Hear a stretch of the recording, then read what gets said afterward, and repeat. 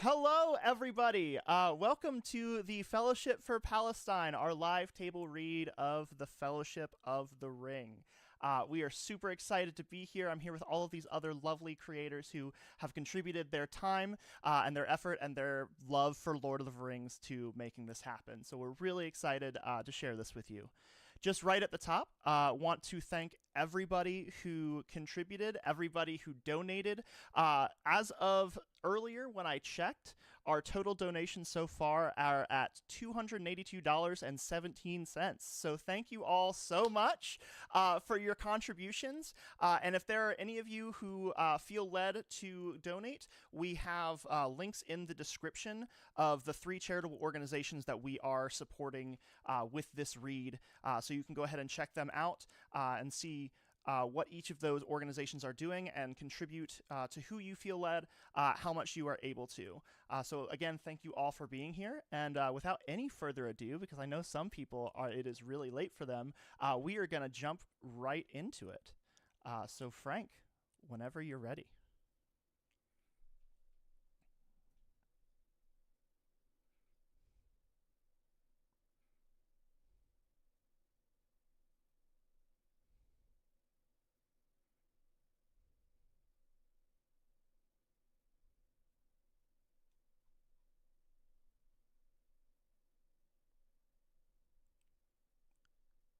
Galadriel, you're muted.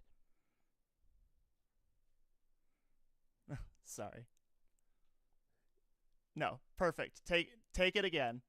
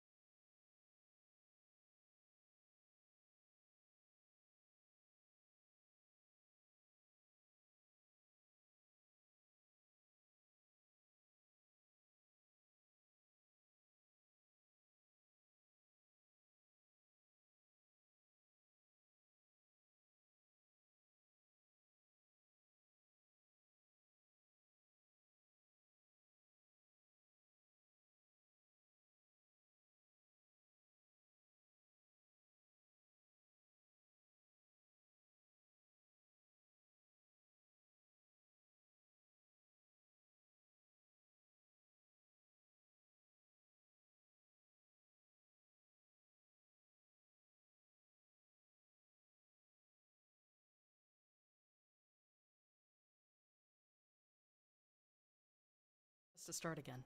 Well, Let's just go from the from top the if they heard me. And take it from the top. can everybody Cool. hear Frank's beautiful voice now? Hey, everybody. This is a quick test to see if you can hear me. We had a brief moment of technical difficulty. Please indicate in the chat, which Sean can read, but I specifically don't because squirrel. Stand by. Yes, no, maybe. We're waiting on responses. This is a test Bit of of the an- emergency Frank Yes. system. This is only a test. I could use one of those. Yes. And I'm Frank. We have Hey! sound. Hey! All right. Excellent. Crisis averted. Fantastic. If that is Take the two. worst thing to happen, then we're in a good spot. All right. Cool. Gloria. Take two. Just curious, is music also coming through? That'd I be think good. the Work out the voices kinks are now. the most important part. Music is coming through. I can If hear they're it. hearing the kinks, we are playing the wrong music. Amazing. It's not that kind of stream. We have fun here. Okay. So yeah, we're just gonna take it from the top. Thank you all for bearing with us, and Frank, whenever you're ready. Fantastic. Thank you, Sean. Black Screen. New Line Cinema presents a Wingnut Films production. Black continues. Elvish singing. A woman's voice is whispering, tinged with sadness and regret. Iamar prestarain. Han mathon nen. Han mathon na chai. Han noston ned. Wilith. The world is changed. I feel it in the water. I feel it in the earth. I smell it in the air. Much that once was is lost, for none now live who remember it. The Lord of the Rings. Exterior prologue, day. Image, flickering firelight, the Noldorin Forge in Eregion. Molten gold pours from the lip of an iron ladle. It began with the forging of the great rings. Image, 3 rings, each set with a single gem, are received by the High Elves Galadriel, Gil-galad, and Círdan. 3 were given to the elves, immortal, wisest, fairest of all beings. Image, 7 rings held aloft in triumph by the Dwarf Lords. 7 to the dwarf lords, great miners and craftsmen of the mountain halls. Image, 9 rings clutched tightly by the kings of men, as if holding close a precious secret. And 9 rings were gifted to the race of men who, above all else, desire power. For within these rings was bound the strength and will to govern each race. Fade to black. But they were all of them deceived. Fade up. An ancient parchment map of Middle-earth. Moving slowly across the map as if drawn by an unseen force, the camera closes in on a place name. Mordor. For another ring was made. Teasing shots. Sauron forging the One Ring in the chambers of Samath Naur. In the land of Mordor, in the fires of Mount Doom, the Dark Lord Sauron forged in secret a master ring to control all others. Image. The One Ring reflecting fiery lava. Fire writing emerges on the plain band of gold. And into this ring he poured his cruelty, his malice, and his will to dominate all life. Image. The One Ring falls through space and into flames. One ring to rule them all. Image. A great shadow falls across the map, closing in around the realm of Gondor.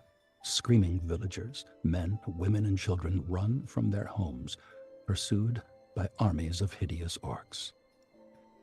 One by one, the free lands of Middle-earth fell to the power of the ring. Fade to black. But there were some who resisted. Fade up.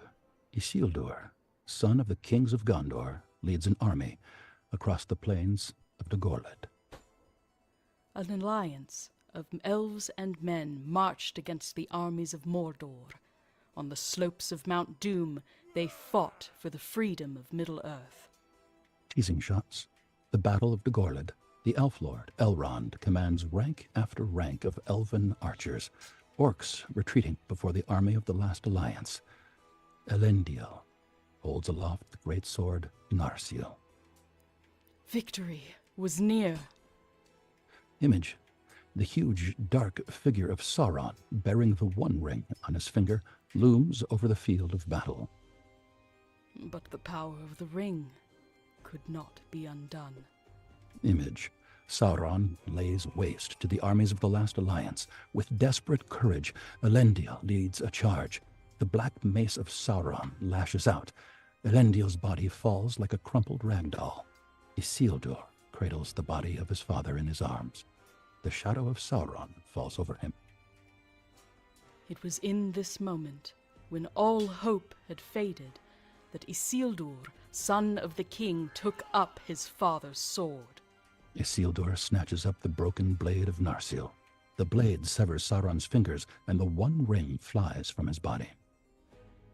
Sauron, the enemy of the free peoples of Middle-earth, was defeated. Sauron's armor clatters to the ground, his body gone, vaporized.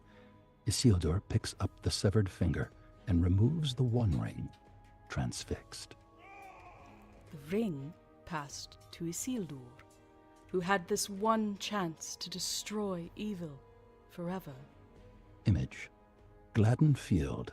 Isildur leads a small column of men through darkening woods, the One Ring glinting on a chain around his neck. But the hearts of men are easily corrupted, and the Ring of Power has a will of its own. Suddenly, arrows fly. They are ambushed by orcs. Isildur screams. Fade to black. Fade up. Isildur materializes underwater as the ring slips slowly from his finger. Ripples of light play across Isildur's pale face. He is dead. It betrayed Isildur to his death. Image. The ring falls through the murky waters of the river Anduin. And some things that should not have been forgotten were lost. Fade to black. History became legend. Legend became myth. Fade up. The waters of the Anduin River lie dark and undisturbed. And for 2,500 years, the ring passed out of all knowledge. Image. Silt swirls. A thin white hand reaches down, grasping the ring. Until, when chance came, it ensnared a new bearer. Image. The thin white hand opens to reveal the One Ring.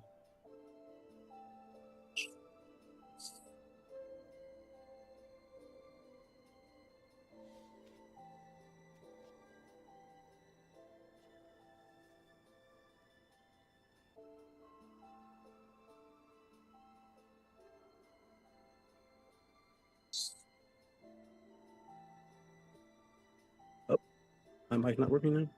The thin white hand opens to reveal the One Ring.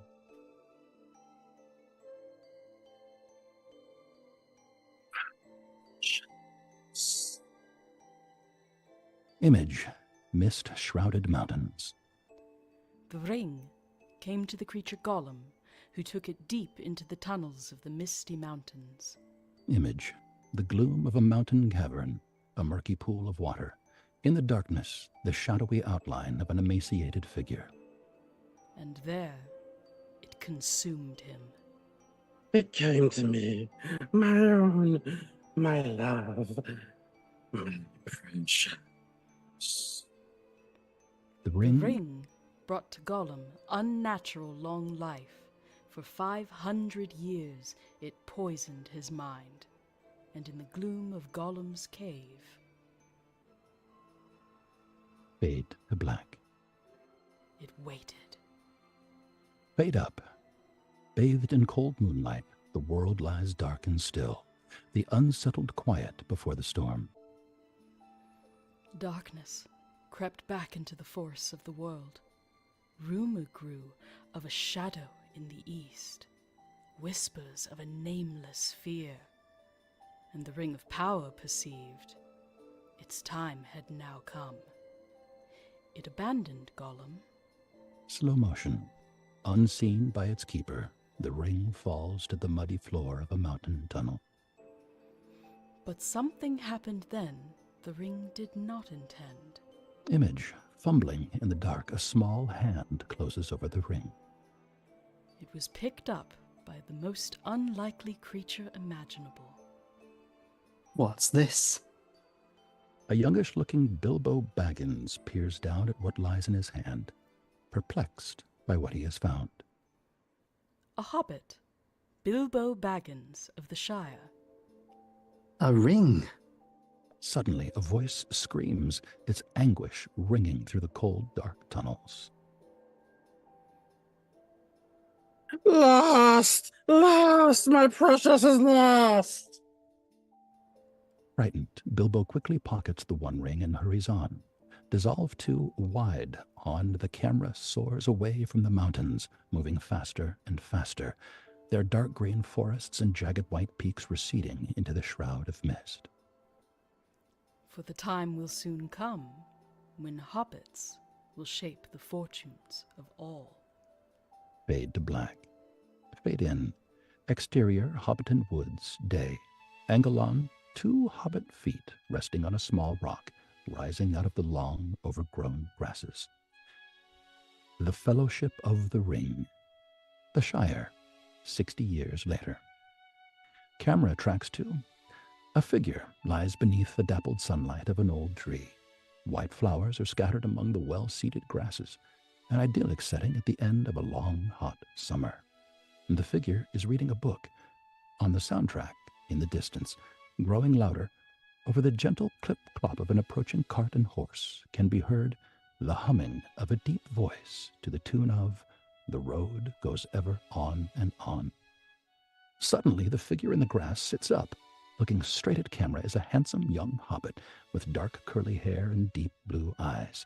This is Frodo Baggins, his eyes alight with excitement.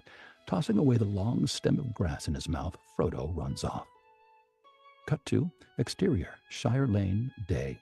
The cart rattles along a leafy lane, driven by a stooped figure in gray. Intercut with shots of Frodo running, careening down a hill, jumping over logs, dodging tree branches.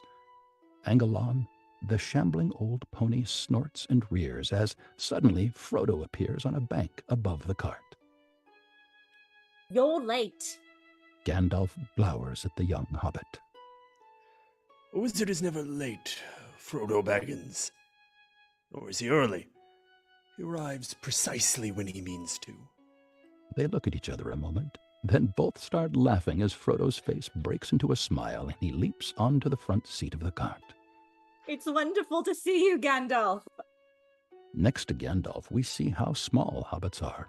Frodo is 3'6" tall. You didn't think I'd miss your Uncle Bilbo's birthday? Cut to exterior, Hobbiton Fields, day. Wide on, the cart rattles past a field. Lupin. Being tended by hobbits. What news of the outside world? Tell me everything. What, everything? Angle on, Gandalf looks down at Frodo, a twinkle in his eye. What, everything? Oh, far too eager and curious for a hobbit. Most unnatural. Wide on, the cart rattles over a stone bridge toward a busy hobbit marketplace. Well, what can I tell you? Life in the wide world goes on much as it has in the past age, full of its own comings and goings, scarcely even aware of the existence of hobbits. Close on Gandalf as he surveys the peaceful scene before him. For which I am very thankful. Angle on, hobbits look up, exclaiming in wonder and excitement as the cart bearing Gandalf and Frodo rolls past the Green Dragon Inn towards, wide on, the party field, where scores of hobbits are busy preparing for the big night. Ah, the long-expected party. So, how is the old rascal? I hear it's going to be a party of special magnificence. You know Bilbo? He's got the whole place up in an uproar.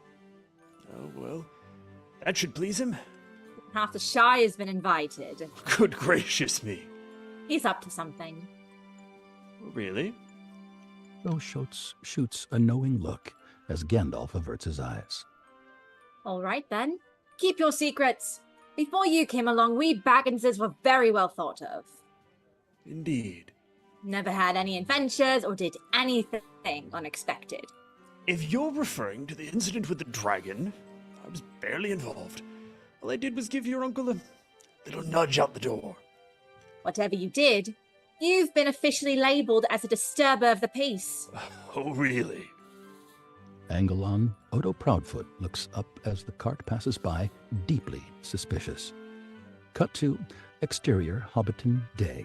Crane up as the cart rattles into the small village of Hobbiton, a quaint rustic settlement nestled amongst rolling green hills and large trees.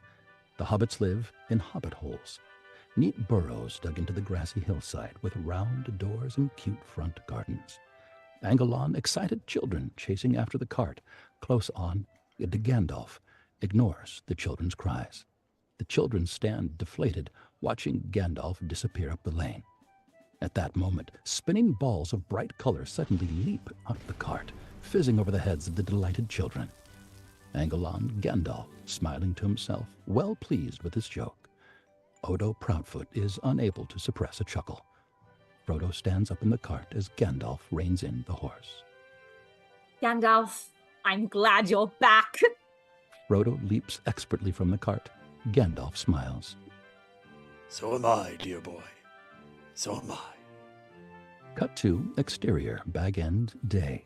Wide on, Gandalf's cart pulls up outside the gate to Bag End, a particularly fine example of a hobbit hole, the large round front door set into a grassy hillside. There is a sign on the gate which reads, "No admittance except on party business." Gandalf strides up the garden path of Bag End. He raises his staff and raps on the front door. A voice calls out. No, thank you. We don't want any more visitors, well-wishers, or distant relations. And what about very old friends? Suddenly the door opens and Bilbo Baggins stands before him.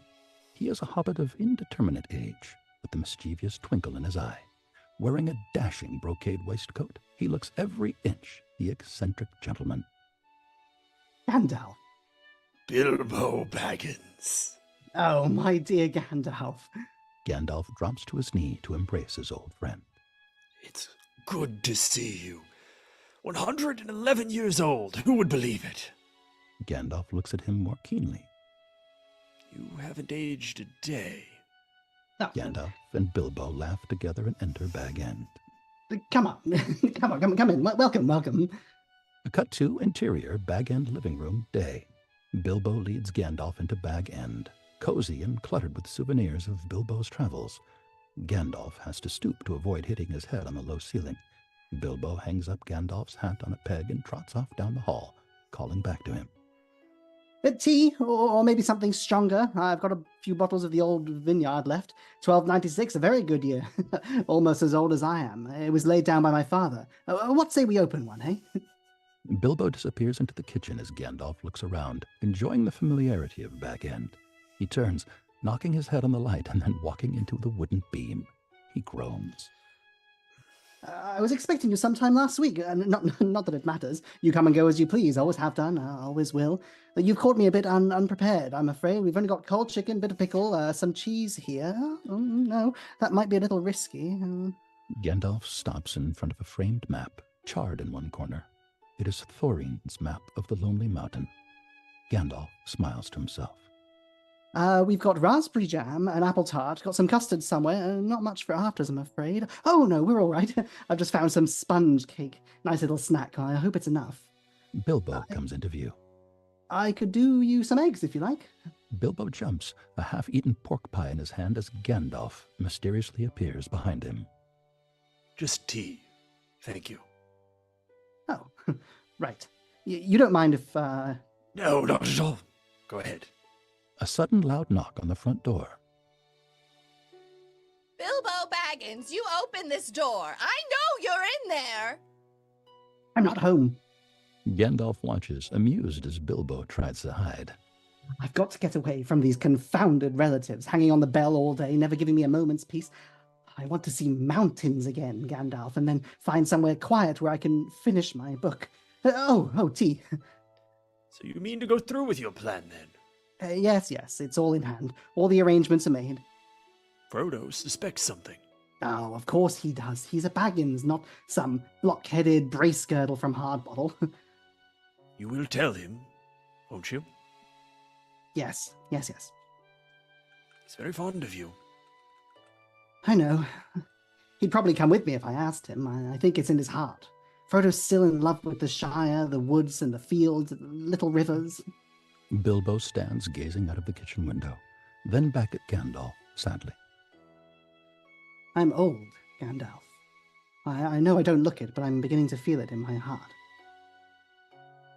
Close on, Bilbo's fingers close around his waistcoat pocket, gripping a small, unseen object. I feel thin, sort of stretched like butter scraped over too much bread. I need a holiday, a very long holiday, and I don't expect I shall return. In fact, I mean not to. Interior Bag End evening. Gandalf and Bilbo are sitting on the Bag End porch. Below them, final preparations are being made in the party field. Bilbo strikes a match and lights his pipe.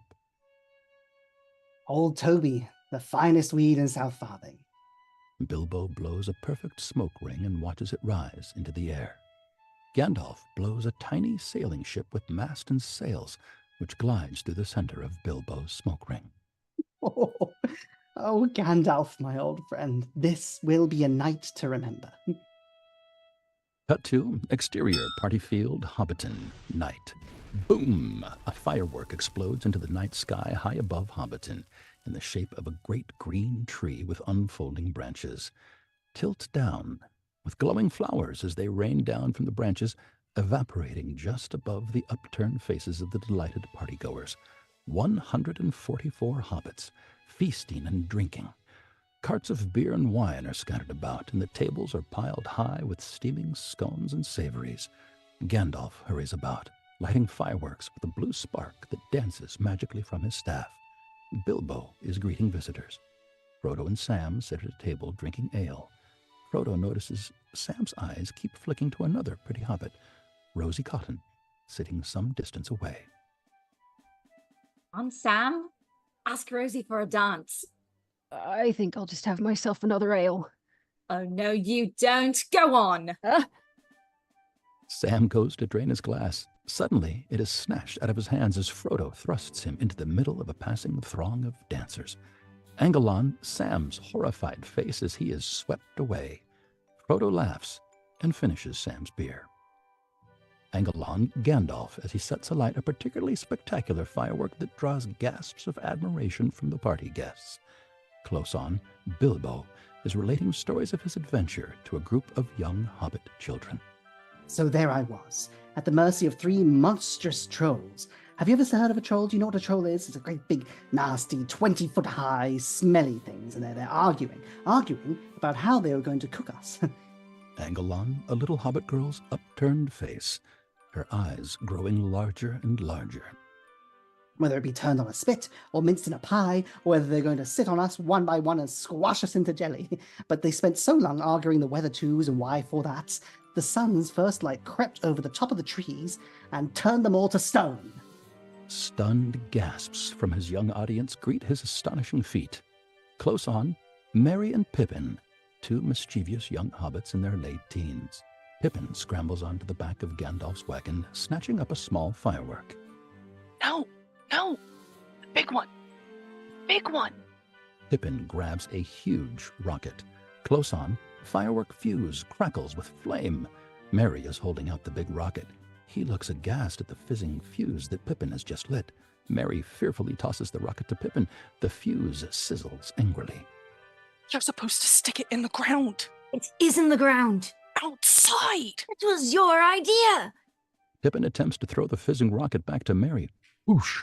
The 2 hobbits are suddenly blown off their feet in a shower of sparks as the rocket blasts off with frightening power. The rocket zooms over the party. It suddenly bursts apart. forming the shape of a great red golden dragon. Fire gushes from its nostrils as it turns back and flies low toward the startled crowd.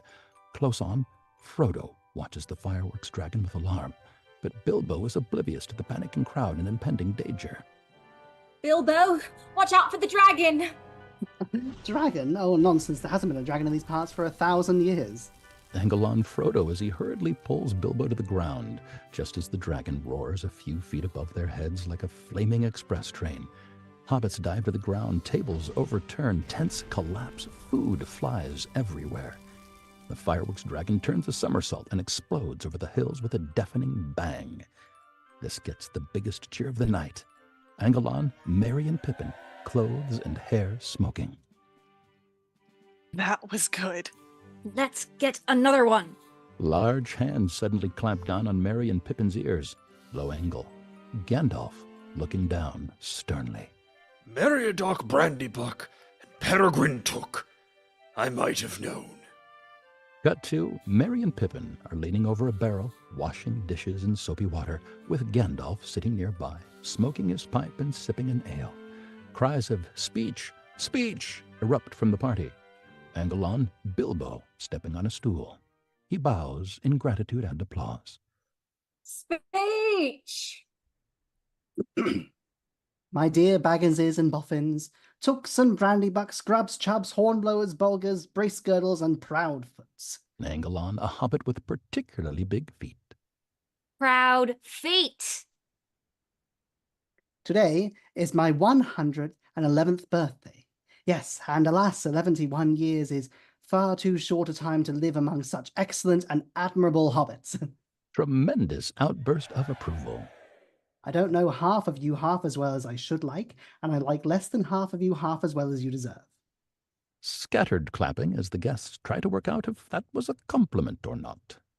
Close on, Frodo and Gandalf smiling to themselves. Close on, Bilbo. A strange hum seems to fill his head. A bead of sweat rolls down his brow. Bilbo's hand pulls something out of his waistcoat pocket and holds it behind his back. I have things to do, and I've put this off for far too long. Close on, Bilbo's knuckles turn white as he tightens his grip on the small object behind his back. I regret to announce, this is the end. I'm going now. I bid you all a very fond farewell.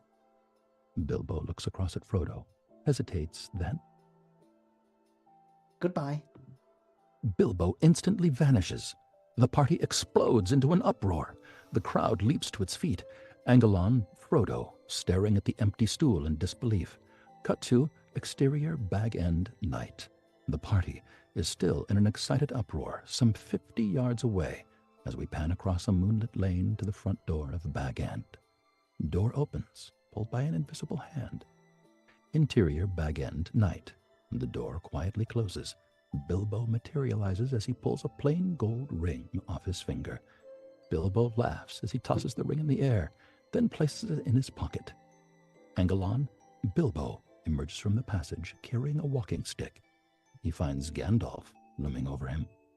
I suppose you think that was terribly clever. Oh, come on, Gandalf, did you see their faces? There are many magic rings in the world, Bilbo Baggins, and none of them should be used lightly. Oh, it was just a bit of fun. You probably right as usual. You'll keep an eye on Frodo, won't you? Both eyes? As often as I can spare them. I'm leaving everything to him. What about that ring of yours? Is that staying too? Close on, Bilbo. He gives Gandalf a look and nods toward the mantelpiece. Yes, it's in an envelope over there on the mantelpiece. Gandalf frowns at the empty mantelpiece. Bilbo suddenly feels his waistcoat with a look of guilty surprise. Oh, no, wait. It's here in my pocket. Oh, isn't that odd now?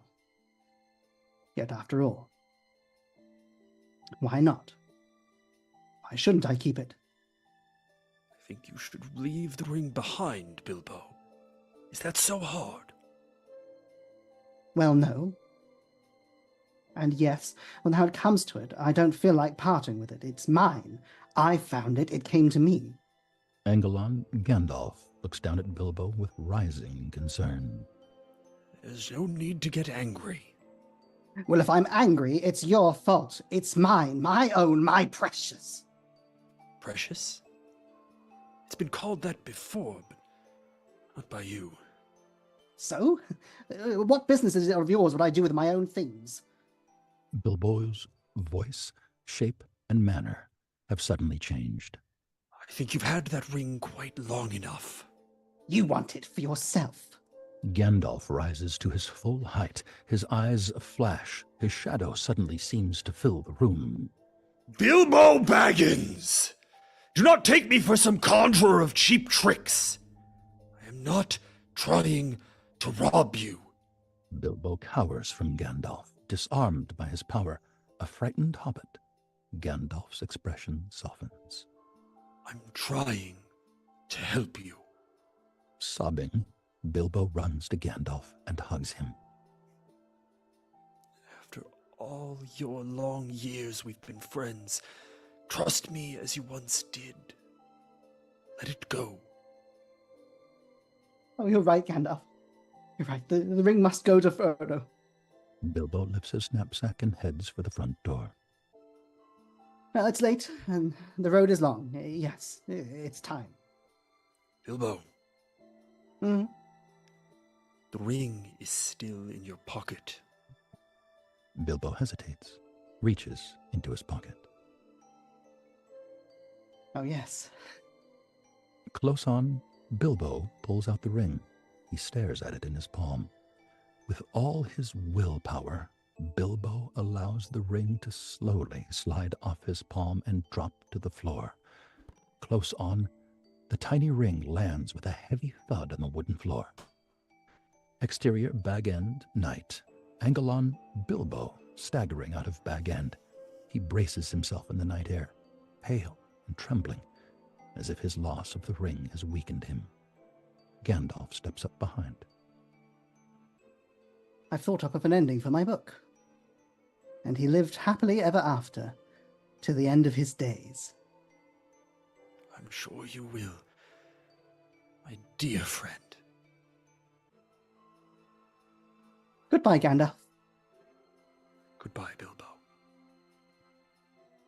Bilbo walks away from Bag End, disappearing into the night, softly singing, "The road goes on and on." Until our next meeting. Cut to interior Bag End living room, night. Close on, the ring, glinting on the floor. Gandalf circles around it, a puzzled look on his face. Gandalf slowly reaches for the ring. His fingers barely touch the ring. The creepy hum rises on the soundtrack. Gandalf is sitting in front of the fire with his pipe, staring into the flickering flames. We hear the echo of Bilbo's words from before. It's mine, my own, my precious. Riddles in the dark. Bilbo! Bilbo! Frodo rushes into Bag End. He stops and picks up the ring at his feet. Gandalf continues staring into the fire as if locked in thought. My precious. Precious. He's gone, hasn't he? Frodo steps into the living room. He talked so long about leaving. I didn't think he'd really do it. My own. Gandalf. Gandalf turns, his eyes locking onto the ring in Frodo's fingers. Bilbo's ring. Gandalf sorts hurriedly through Bilbo's papers. He's gone to stay with the elves. He's left you Bag End. Gandalf holds out the envelope. Frodo drops the ring into it. Along with all his possessions. Gandalf seals the envelope with wax. He hands it to Frodo. The ring is yours now. Put it somewhere out of sight. Gandalf rises hurriedly and starts to gather his things. Where are you going? I have some things I must see to. What things? Questions. Questions that need answering. Well, you've only just arrived. I don't understand. Gandalf is already at the door. He turns to Frodo. Neither do I. Keep it secret. Keep it safe. Gandalf hurries out the door, leaving Frodo standing alone at Bag End. Angelon, the envelope. The camera pushes in. The hum of the ring comes up on the soundtrack. The camera pushes through the white paper to the ring. Beneath the hum, the whispered murmur of black speech can be heard. Cut to exterior. Barad-dûr, night.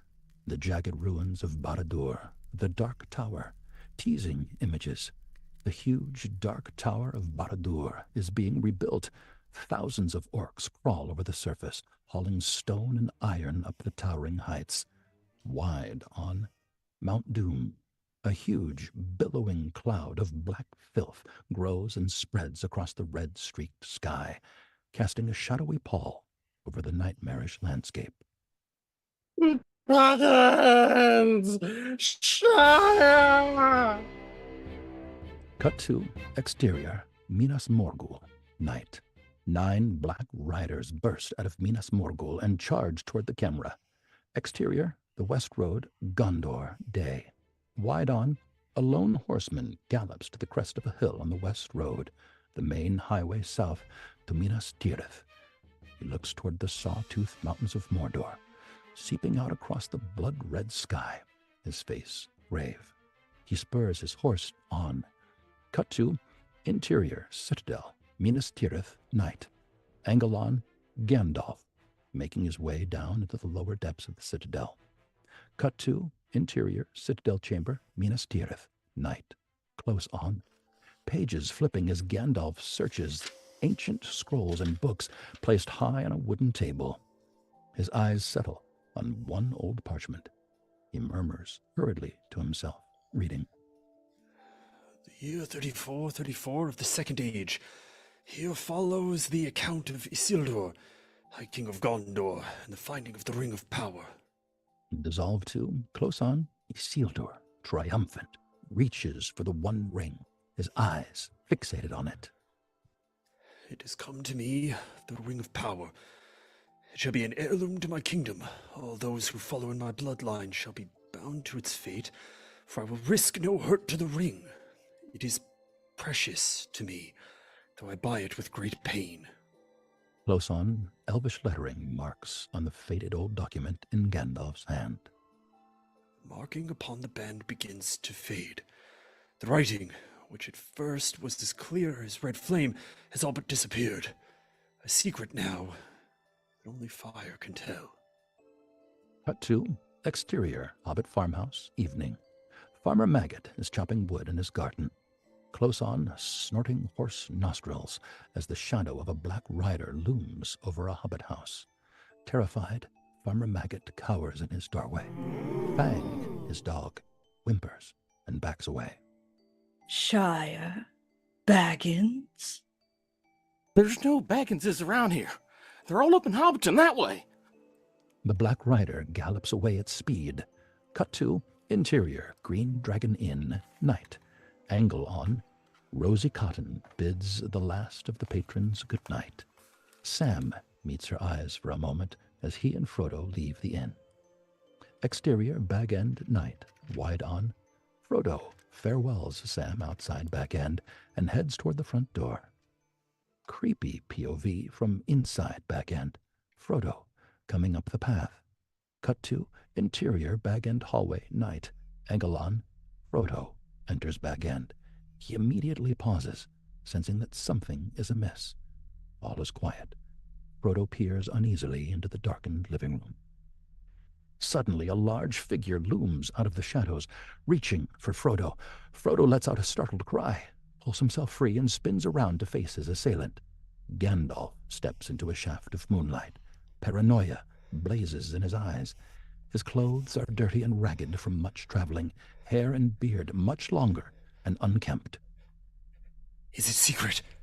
Is it safe? Cut to interior, Bag End living room, night. Frodo pulls the envelope out of an old chest. Gandalf, suspicious, alert. Without a word, Gandalf takes the envelope and tosses it into the fireplace. What are you doing? Flames instantly consume the envelope, revealing the ring. As it sinks into the red-hot embers, Gandalf reaches into the fire with a pair of tongs. He lifts the ring out. Hold out your hand, Frodo. It's quite cool. Gandalf drops the ring into Frodo's hand. He reacts to its weight. What can you see? Can you see anything? Nothing. There's nothing. Wait! Close on, the gold band of the ring as fiery letters begin to appear. A tiny inscription glows red, as if burning from within. These are markings. Close on, Gandalf, still tense. It's some form of Elvish. I can't read it. There are few who can. The language is that of Mordor, which I will not utter here. Mordor? In the common tongue, it says, "One ring to rule them all, one ring to find them, one ring to bring them all, and in the darkness bind them." Cut to interior, bag-end kitchen, night. Close on, the ring lies on Frodo's simple kitchen table. This is the one ring forged by the Dark Lord Sauron in the fires of Mount Doom, taken by Isildur from the hand of Sauron himself. Close on, Frodo, stunned. Bilbo found it. In Gollum's cave! For 60 years the ring lay quiet in Bilbo's keeping, prolonging his life, delaying old age. But no longer, Frodo. Evil is stirring in Mordor. The ring has awoken. It has heard its master's call. At that moment, a fleeting, low whisper of black speech emanates from the ring. Frodo looks at Gandalf, each knowing the other has heard it. But he was destroyed. Sauron was destroyed. Angle on, the ring lies between them on the table. No, Frodo. The spirit of Sauron has endured. His life force is bound to the ring, and the ring survived.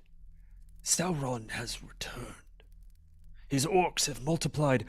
His fortress at Barad-dûr is rebuilt in the land of Mordor. Sauron needs only this ring to cover all the lands in a second darkness. He is seeking it all his thought is bent on it. For the ring yearns, above all else, to return to the hand of its master. They are one, the ring and the Dark Lord. Frodo, he must never find it. Suddenly, Frodo scoops up the ring. All right. Cut to interior, bag-end living room, night. Angle on, Frodo hurriedly entering the living room. We put it away. We keep it hidden. We never speak of it again. No one knows it's here, do they? Gandalf shifts uncomfortably. Do they, Gandalf? Gandalf looks at Frodo sadly. There is one other creature who knew that Bilbo had the ring. I looked everywhere for the creature Gollum, but the enemy found him first. Cut to interior, Barad-dûr, night. Close on, a teasing glimpse of Gollum being tortured by the orcs. The wretched creature screams in pain. I don't know how long they tortured him, but amidst the endless screams and inane babble, they discerned two words. Shire! Cut to interior, bag-end living room, night. Close on, Frodo's horrified face. Shire? Baggins? That will lead them here! Cut to exterior, Shire Lane, South Farthing, night. Image. On a dark country lane, a hobbit bounder lifts his watch lantern in alarm. Halt! Who goes there? Out of the darkness thunder two black riders. A lethal sword swings down at the small hobbit bounder. Cut to interior, bag-end living room, night. Frodo thrusts the ring at Gandalf. Take it, Gandalf. Take it. Frodo. You must take it. You cannot offer me this ring. I'm giving it to you. Don't tempt me, Frodo! I dare not take it, not even to keep it safe. Close on, the ring in Frodo's hand. Understand, Frodo. I would use this ring from a desire to do good. but through me it would wield a power too great and terrible to imagine. But it cannot stay in the Shire. No. No, it can't. Close on, the ring in Frodo's clenched hand. What must I do? Cut to interior Frodo's bedroom, night. Angle on Frodo, throwing clothes into a knapsack. Gandalf watches him, making plans. You must leave, and leave quickly. Get out of the Shire. Where? Where shall I go? Make for the village of Bree. Bree? What about you? I'll be waiting for you at the Inn of the Prancing Pony. Frodo packs his food into his knapsack. And the ring will be safe there. I don't know. Frodo, I don't have any answers.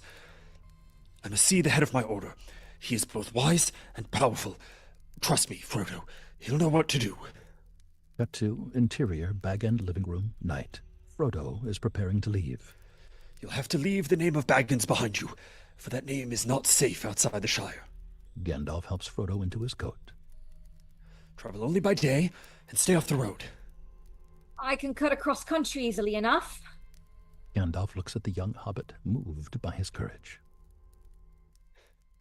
My dear Frodo, hobbits really are amazing creatures.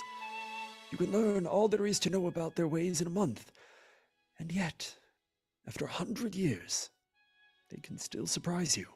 Suddenly, a sound from outside. Get down. Gandalf freezes. He moves quietly toward the window, eyes wide with tension. He raises his staff above the window and slams it down on the intruder. There's a yelp of pain. Gandalf hauls a small figure into the room. Sam Gamgee sprawls across the floor. He looks up in terror as Gandalf looms over him.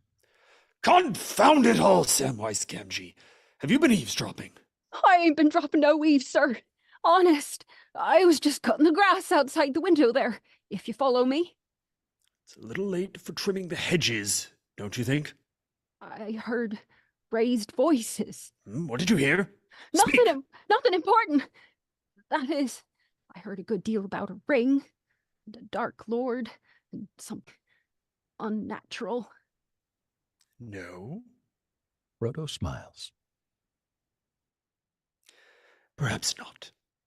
I've thought of a better use for you. Cut to exterior Hobbiton Fields, pre-dawn. Wide on Hobbiton, shrouded in a white veil of mist. Wider to reveal Gandalf, Frodo, and Sam hurrying across a plowed field, away from Hobbiton. Gandalf leads his horse. Frodo and Sam are carrying knapsacks. Come along, Samwise.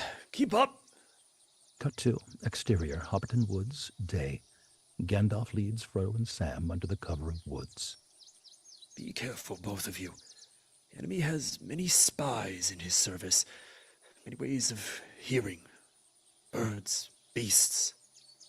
Gandalf takes Frodo to one side. Is it safe? Frodo nods.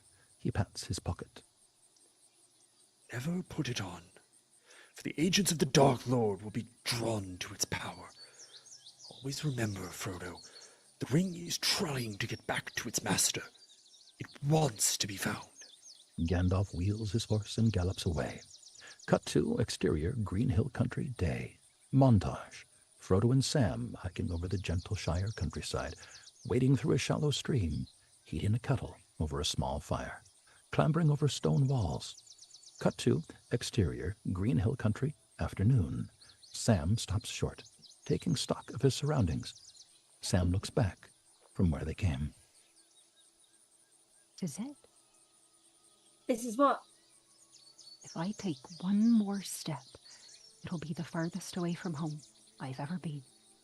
Frodo gives Sam a pat on the shoulder. Come on, Sam.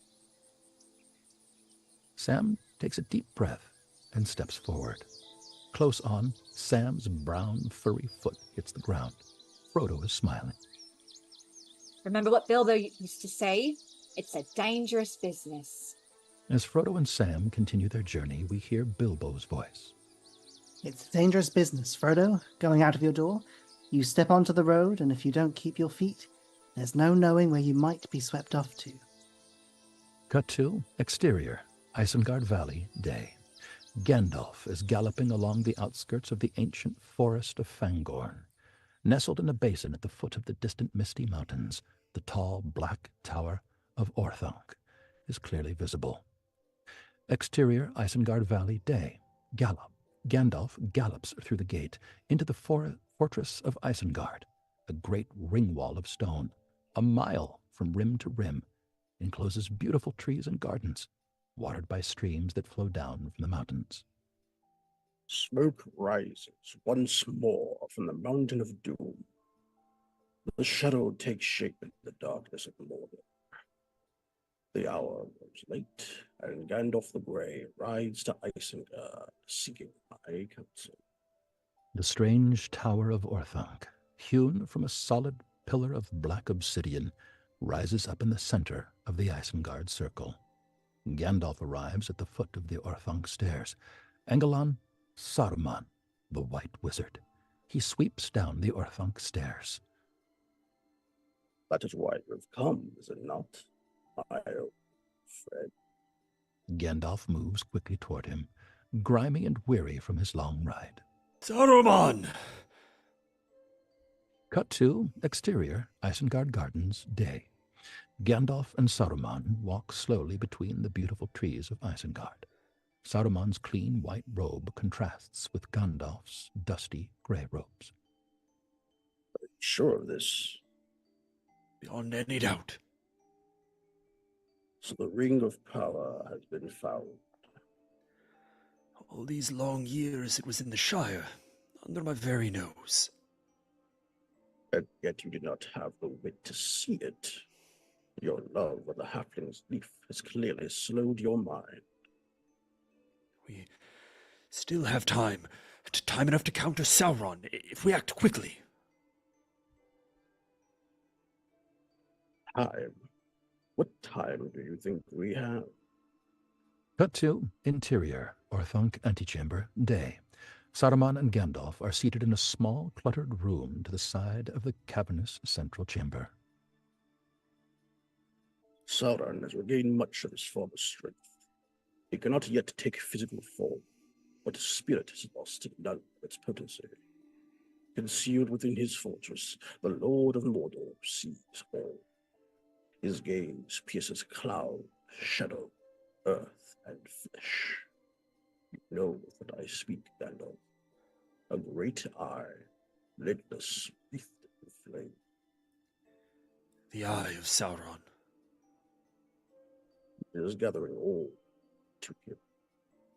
Very soon, he will have summoned an army great enough to launch an assault upon Middle-earth. You know this. How? I have seen it.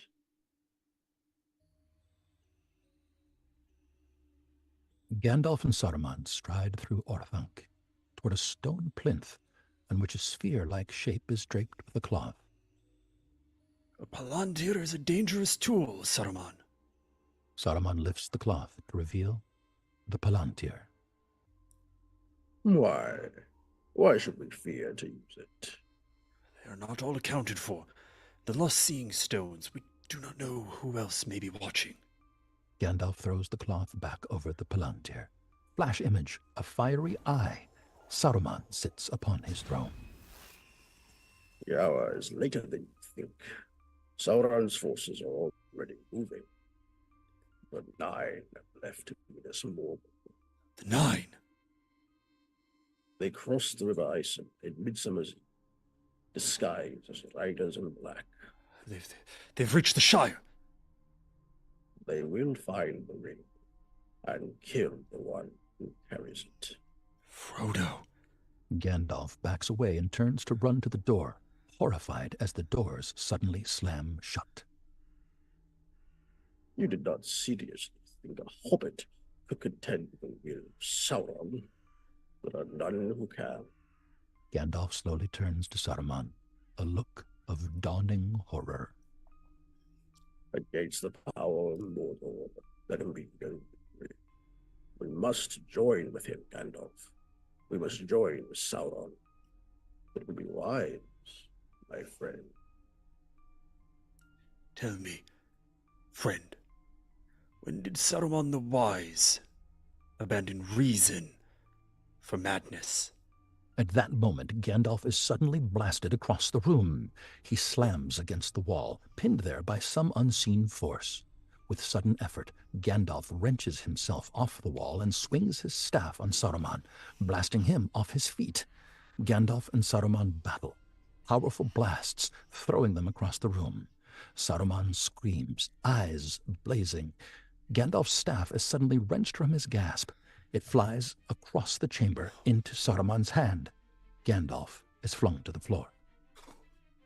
I gave you the chance of aiding me, willing, but you've elected the way of pain. Gandalf is breathing hard on the floor. His eyes look into the madness of Saruman. Commanding 2 staffs, Saruman sends Gandalf into a sickening spin. Gandalf tumbles toward the top of the chamber as if falling in reverse. Rushing POV. The roof of Orthanc rockets toward the camera. Cut to exterior, farmer's fields, day. Wide on Frodo and Sam walking along a country lane which borders Farmer Maggot's fields. Sam is looking up. Frodo has disappeared around a corner in the lane. Mr. Frodo? Mr. Frodo! Frodo turns, surprised as Sam comes running toward him. I thought I'd lost you. Frodo looks at Sam suspiciously. Sam glances down, embarrassed. What are you talking about? It's just something Gandalf said.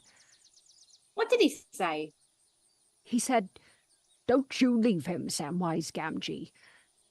And I don't mean to. Sam, we're still in the Shire. What could possibly happen? Suddenly, a figure comes crashing out of a hedgerow, sending Frodo flying. Frodo picks himself up, only to be knocked back down again by Pippin. Oh, Mary, it's Frodo Baggins! Hello, Frodo.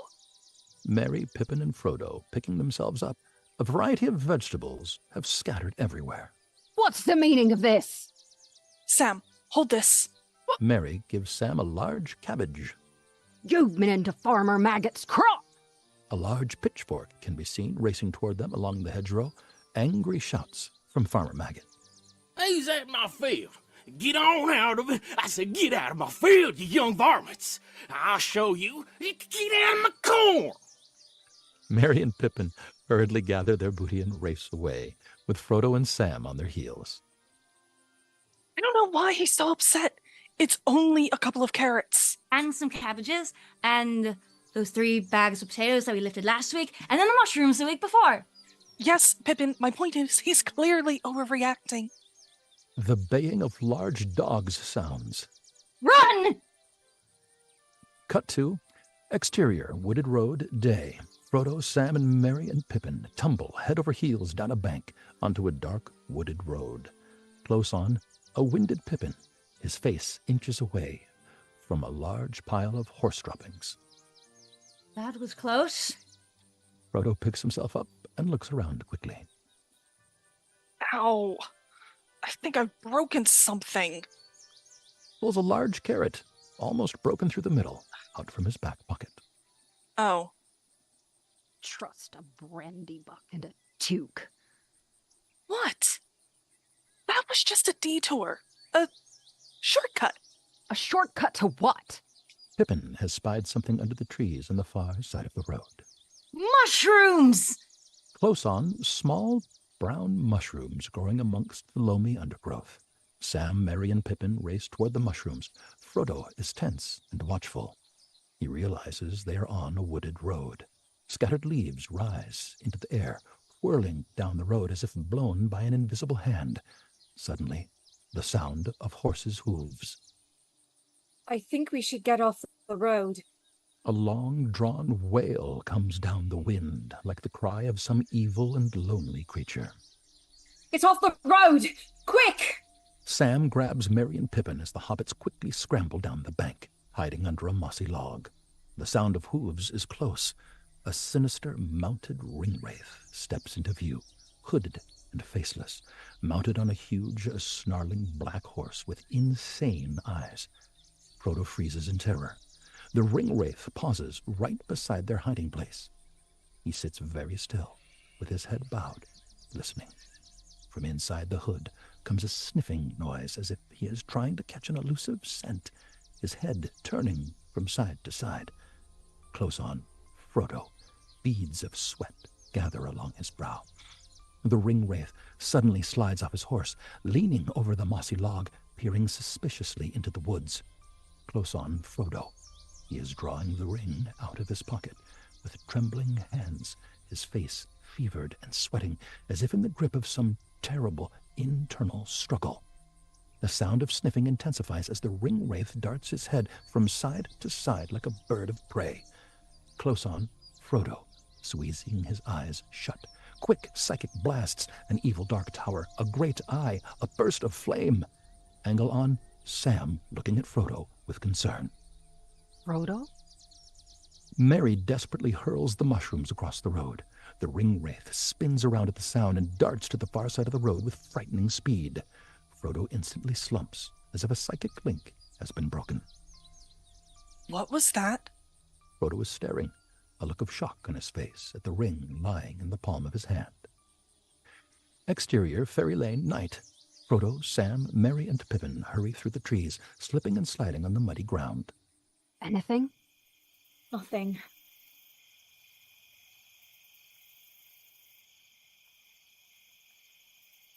What's going on? Merry moves past Pippin toward Frodo, watching intently. Sam keeps looking around nervously. That Black Rider was looking for something. Or someone. Frodo? Sit down! The silhouette of a black rider looms against the skyline. The four hobbits, sprawled on the ground, holding their breath. The black rider turns and departs. I have to leave the Shire. Sam and I must go to Bree. Merry looks at his friend, realizing Frodo is in deep trouble. Right. Buckleberry Fairy, follow me. The hobbits break cover. Suddenly, a ring wraith bursts out of the forest toward them. There's another one! Frodo, this way! The hobbits run. The ring wraith shrieks. Quick cuts. Black horse hooves, snarling horse mouths, a fleeting black cowl. Frodo, follow me! Cut to exterior Buckleberry Ferry, night. Frodo, Sam, Merry, and Pippin are running toward the wide, placid Brandywine River and the ferry. Get the rope, Sam. Quick angles, stomping hooves, snarling horses. Four ring wraiths are speeding through the fog, converging on the ferry crossing. The hobbits stampede across the wharf and tumble onto the ferry. Frodo! Frodo races across the wooden wharf, followed by the ring wraiths. He leaps into the ferry. Close on, hooves thunder down the wooden wharf. Sam and Merry shove off with the poles. The ferry slides out into the river just as the ring wraiths arrive. They pull up on the end of the wharf, shrieking with rage. The hobbits cover their ears. The ring wraiths wheel their horses toward the north and gallop away along the riverbank, quickly disappearing into the fog. How far to the nearest crossing? Brandywine Bridge. 20 miles. Cut to exterior Bree Gate, night. Angle on, lights of Bree, a small village of stone and half-timbered houses nestled against a low wooded hill. A thick hedge surrounds the village. A great gate bars the western entrance. Close on, Frodo, Sam, Merry, and Pippin approaching the gatehouse, wild eyes, ragged, and out of breath.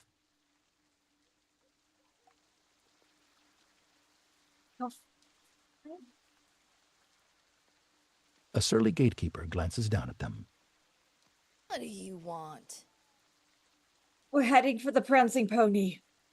The gatekeeper swings his lantern onto the hobbits, bathing them in an uncomfortable yellow spotlight. Hobbits.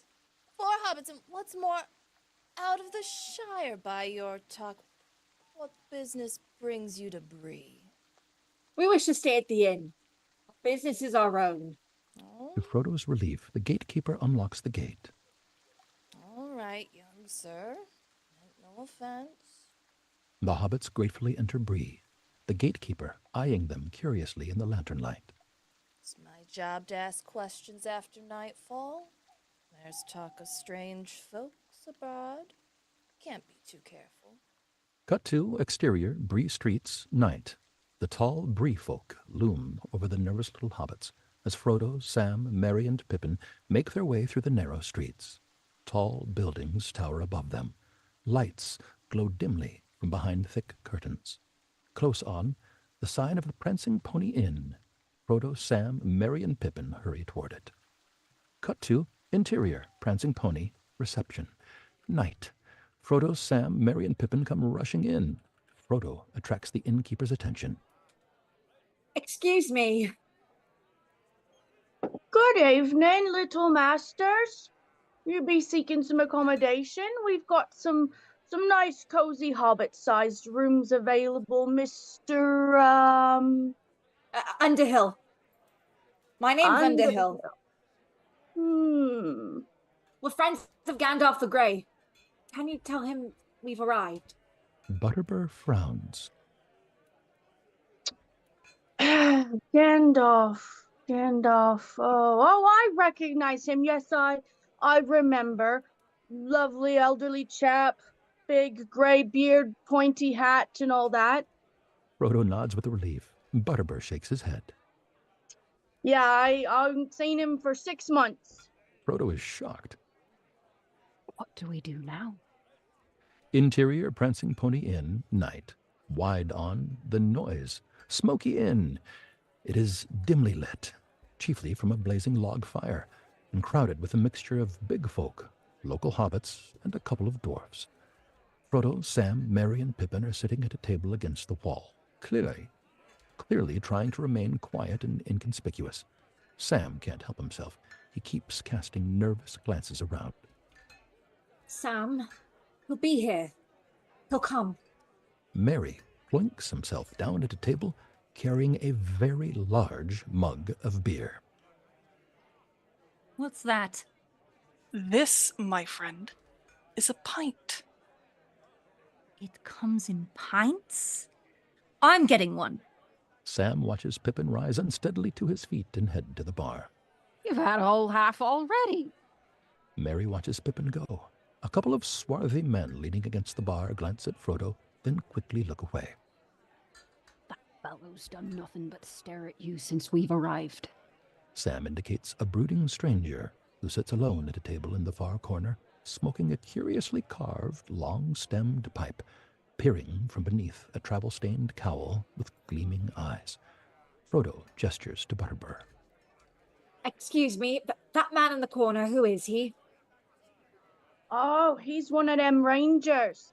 They're dangerous folk, they are, wandering the wilds.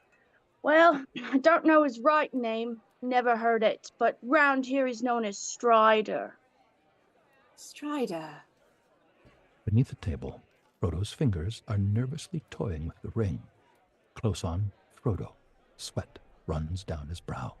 The strange hum of the ring spills into the soundtrack. Baggins. Baggins.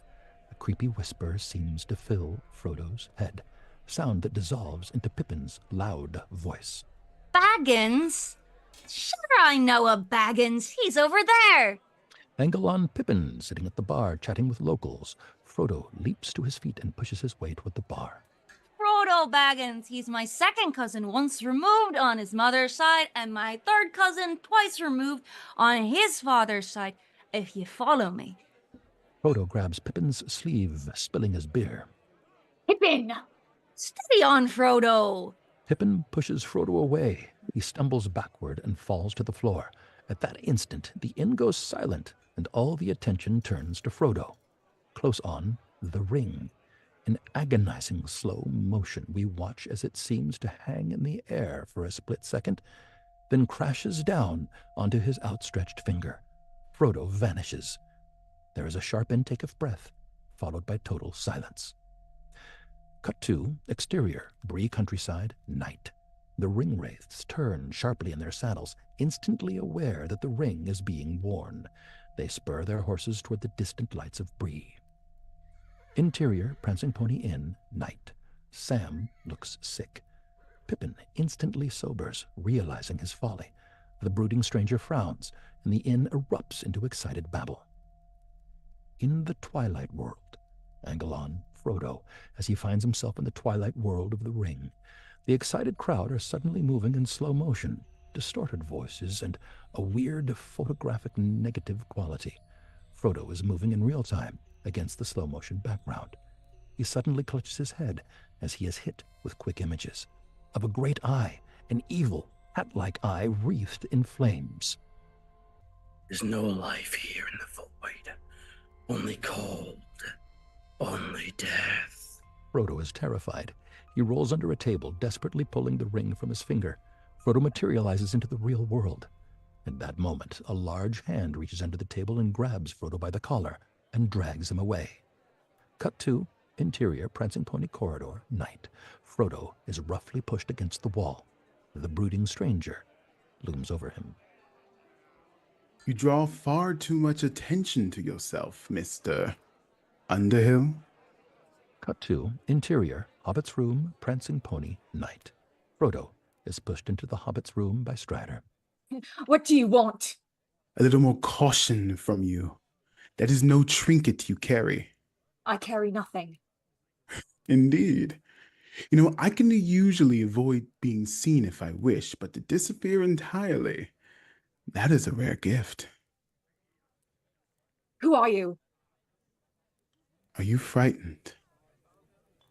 Yes. Not nearly frightened enough. I know what hunts you. Frodo jumps at the sound of a noise in the corridor. Strider deftly draws his sword. The door bursts open and Sam, Merry, and Pippin appear on the doorway. Sam is scoring off with his fists. Merry brandishes a candlestick, and Pippin a chair. Let him go or I'll have you, Longshanks! Strider sheathes his sword, a slight smile playing on his lips. You have a stout heart, little hobbit, but that alone won't save you. You can no longer wait for the wizard, Frodo. They're coming. Cut to exterior gatehouse, Bree, night. The gatekeeper comes out of his lodgings with a lantern, a look of fear on his face. He approaches the closed gate with great apprehension. Close on, the gatekeeper peers out of his peephole. Crash! The gate crashes down on the gatekeeper as 4 ringwraiths ride into Bree. Exterior Bree streets, night. The 4 ringwraiths fly down the empty streets like horsemen of the apocalypse. Interior Prancing Pony, night, low angle. The front door flies open. The 4 ringwraiths rush into the Prancing Pony with wicked swords drawn. Close on, Butterbur hiding behind his bar, trembling and sweating in terror. Interior Hobbit's room, Prancing Pony, night. Insert Merry snoring softly on his pillow. Insert Pippin stirs slightly, then settles back to sleep. Wide on, the door creaks open. The 4 ringwraiths silently slide into the Hobbit's room. They loom above each bed, raising their shining swords above the sleeping hobbits. Quick insert, Sam's eyes open wide. In unison, the ringwraiths stab at the hobbits in a slashing, hacking frenzy. Interior, Strider's room, night. Strider is grimly listening to the sounds from his room. Interior, Hobbit's room, Prancing Pony, night. Wide on, the ringwraiths step back from the slashed beds in triumph. Close on, a hacked blanket is pulled back to reveal nothing but a shredded pillow. The ringwraiths shriek with rage. Inserts, Sam sits up with a start. Close on, another shredded pillow is revealed. More shrieks of rage. Insert, Pippin and Merry wake with the start. Cut to interior, Strider's room, night. Wide on, Sam, Merry, and Pippin have been sleeping on Strider's bed. Frodo stands next to Strider by the window, peering out nervously as furious ringwraith screeches echo across the courtyard from the Hobbit's room. What are they? They were once men. Strider glances quickly at Frodo, then looks away. Great kings of men. Then Sauron the Deceiver gave to them 9 rings of power. Blinded by their greed, they took them without question, one by one falling into darkness, and now they are slaves to his will. Strider looks from the window as the ringwraiths gallop down the Bree streets. Close on, Strider turns back to the hobbits, his face lit faintly by the glowing embers of the fire. They are Nazgul, ringwraiths, neither living or dead. At all times they feel the presence of the ring, drawn to the power of one, and they will never stop hunting you. Cut to exterior, Chetwood Forest, day. Angelon, Strider, Merry, Pippin, and Frodo march through a gloomy, overgrown forest. Sam follows at the rear, leading Bill, a scrawny pony who is laden with supplies. Where are you taking us? Into the wild. Frodo watches uneasily as Strider moves off into the cover of the trees. How do we know this Strider is a friend of Gandalf? We have no choice but to trust him.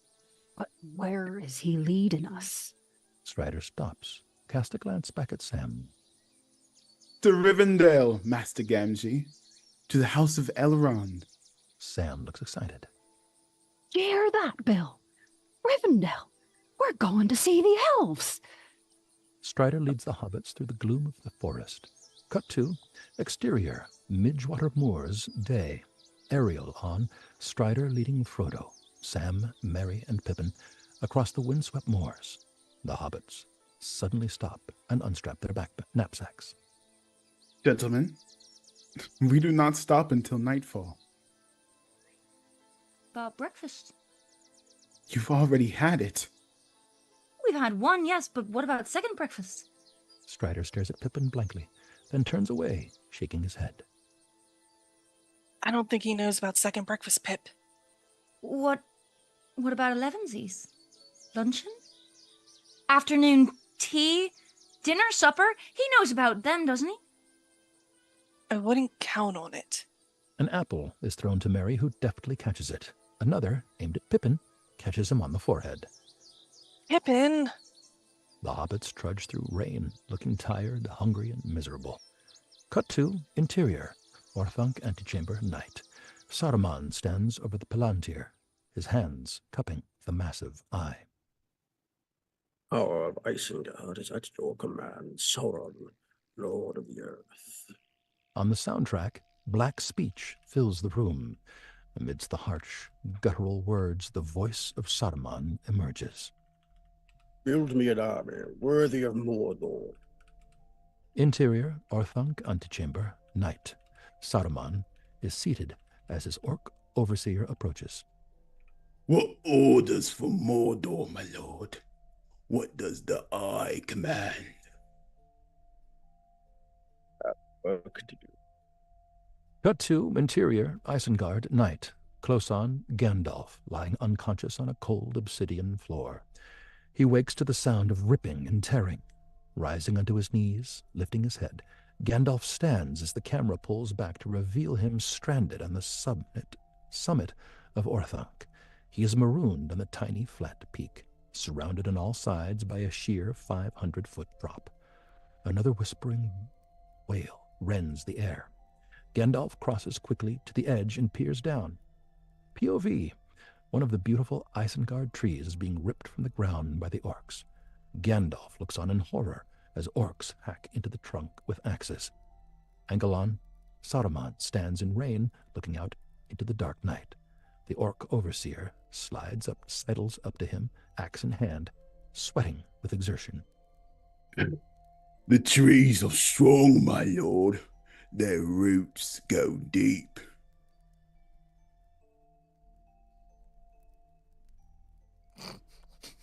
Rip them all down.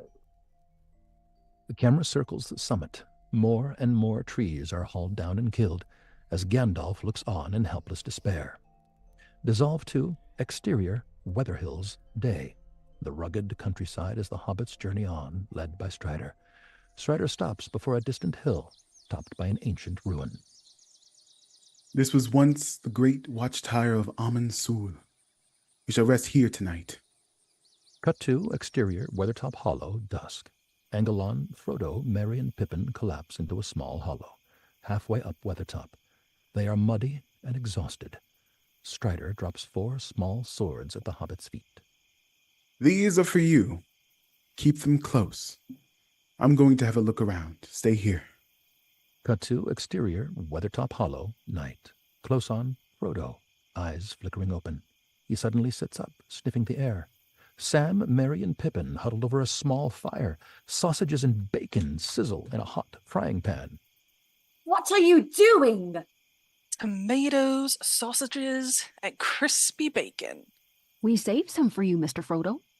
Put it out, you fools! Put it out! Frodo desperately kicks dirt on the fire. Oh, that's nice. Ash on my tomatoes. A sudden shriek, angle on, 5 ring wraiths on foot, running up the steep slope unnaturally fast. Oh! Frodo, Sam, Merry, and Pippin clamber desperately toward the summit, clutching their swords. Cut to exterior, Weathertop Summit, night. Frodo, Sam, Merry, and Pippin race into a ring of broken stones on the summit of Weathertop, the ruined base of an ancient tower. The hobbits stand back to back in the center of the ring, waiting for the first assault. One by one, the 5 ring wraiths appear, brandishing gleaming swords. They move slowly toward the hobbits. In the center is their leader, the Witch King. Back, you devils! Sam rushes forward with a cry. He swings his sword at the Witch King, who blocks the blow with his own sword. Sam's blade shatters. The Witch King lashes out with his fist, sending Sam flying. Merry and Pippin, overcome with terror, throw themselves flat on the ground. The ring wraiths close in on Frodo. A venomous whisper dances in his head. Frodo shuts his eyes and staggers back, desperately resisting the wraiths' whisperings. Slow motion as his hand goes into his pocket and pulls out the ring. The 5 ring wraiths utter a chilling screech of excitement. Frodo is unable to resist any longer, falls to his knees and slips on the ring. He disappears.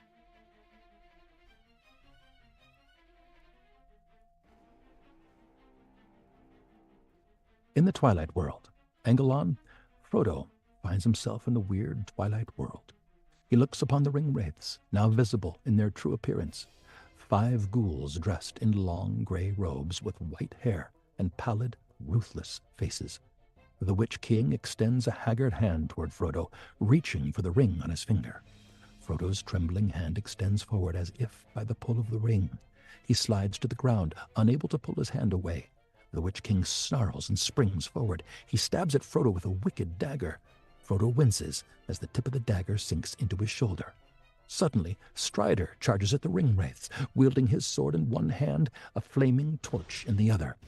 He moves in slow motion, visible through a sea of mist. Frodo sinks to the ground. Behind him is a faint image of a ring wraith fleeing, his head engulfed in flames. With draining strength, Frodo manages to pull the ring off his finger. In the real world, appearing back in the real world, Sam rushes over to him. Frodo! Another ring wraith is burning and screaming. Others screech fearfully at the flames, turn and flee from the Weathertop Summit. Mr. Frodo! Strider kneels before Frodo. He snatches up the Witch King's dagger from the ground, staring gravely at the long, thin blade. Help him, Strider! He's been stabbed by a Morgul blade. The Morgul blade suddenly melts, vanishing into the air like smoke. Strider throws the hilt down in disgust. Do something! This is beyond my skill to heal. He needs elvish medicine. Strider lifts Frodo onto his shoulders. Exterior, Weather Hills, night. Strider is jogging grimly, carrying an ailing Frodo on his back. Sam, Merry, and Pippin are running to keep up. The hobbits are carrying flaming torches for protection. Hurry! We're 6 days from Rivendell. He'll never make it! Frodo groans, head lolling about, barely conscious. Hold on, Frodo.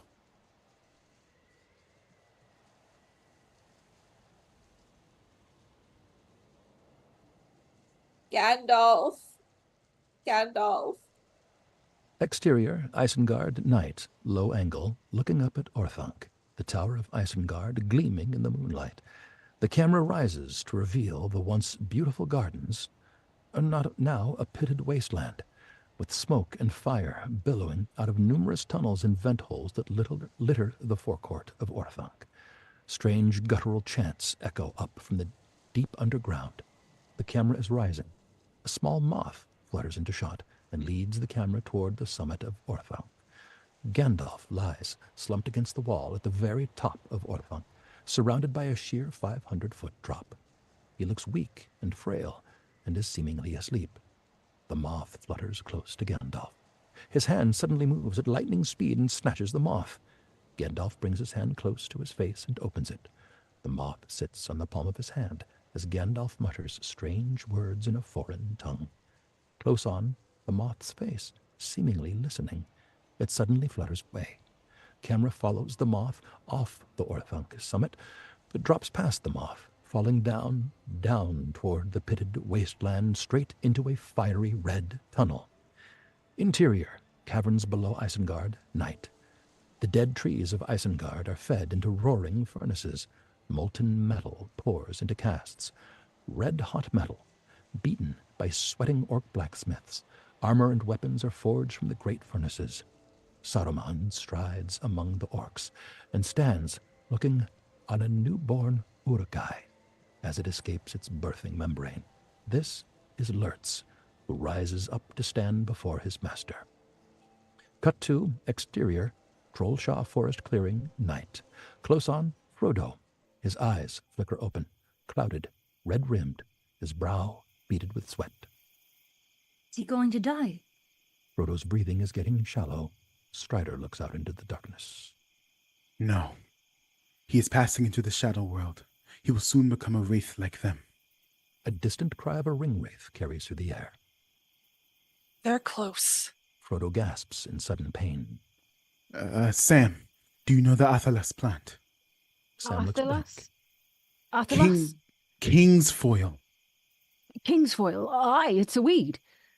It may help slow the poison. Hurry. Sam and Strider desperately search the dark forest floor for the Athalas plant. Close on, a small white-flowered plant. Strider drops to one knee, carefully pulling it from the ground. Suddenly, Strider freezes as a sword blade touches his neck. What is this? A ranger caught off his guard. Strider slowly looks up. Cut to exterior, Trollshaw Forest clearing, night. Frodo is breathing hard, desperately ill. Frodo's half-conscious POV, a surreal impression. A shimmering figure in white leaps off a horse. Flash insert, an ethereal vision of Arwen as she appears on the other side. Frodo, im Arwen, Talin Lathiad. Lastov Bethnin, Tolo Dunnangalat. Frodo's eyes close. Who is she? Frodo?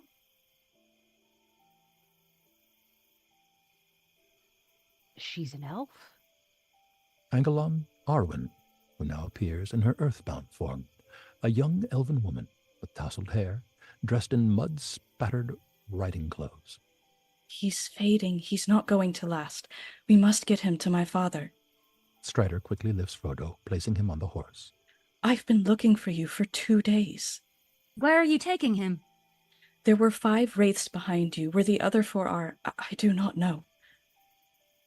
Tato, Gwyn, Ber I Ayn, Rele Ad Tol Taton.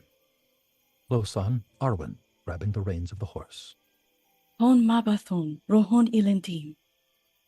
Strider clamps his hand over Arwen's. Andelu even. Frodo fear, I Arathon I hear Torquain Nin Berry Athahon. What are they saying? Close on, Arwen reaches for Strider's hand, looking deep into his eyes. I do not fear them. Close on, Strider. We see it is hard for him to let her go. Angelon Arwen mounts her horse, Asfaloth. Arwen, ride hard.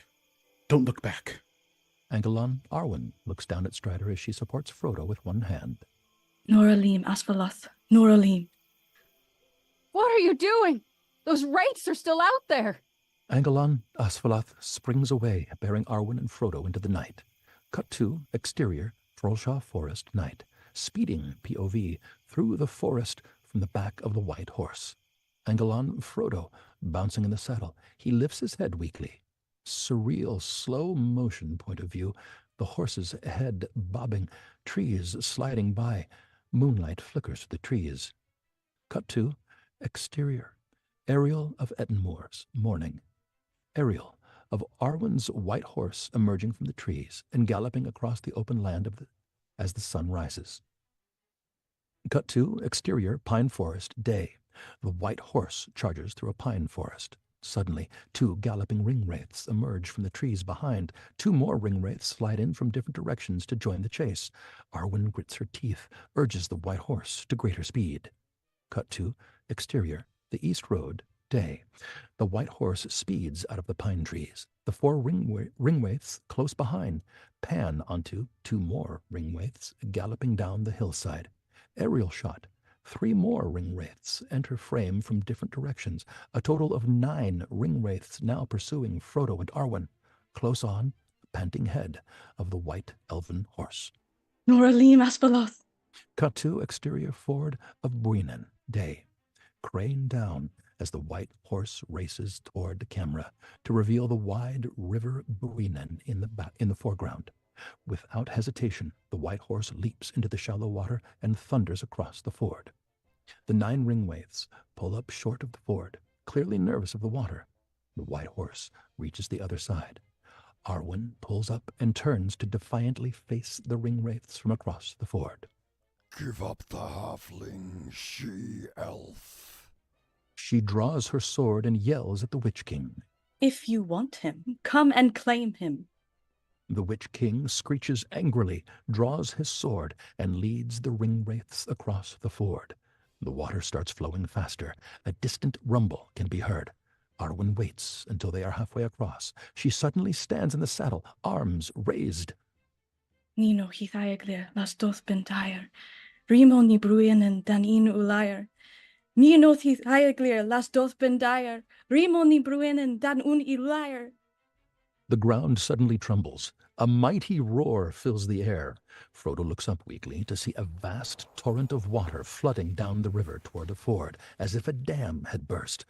The foaming water seems to form the shape of dancing white horses with frothing manes.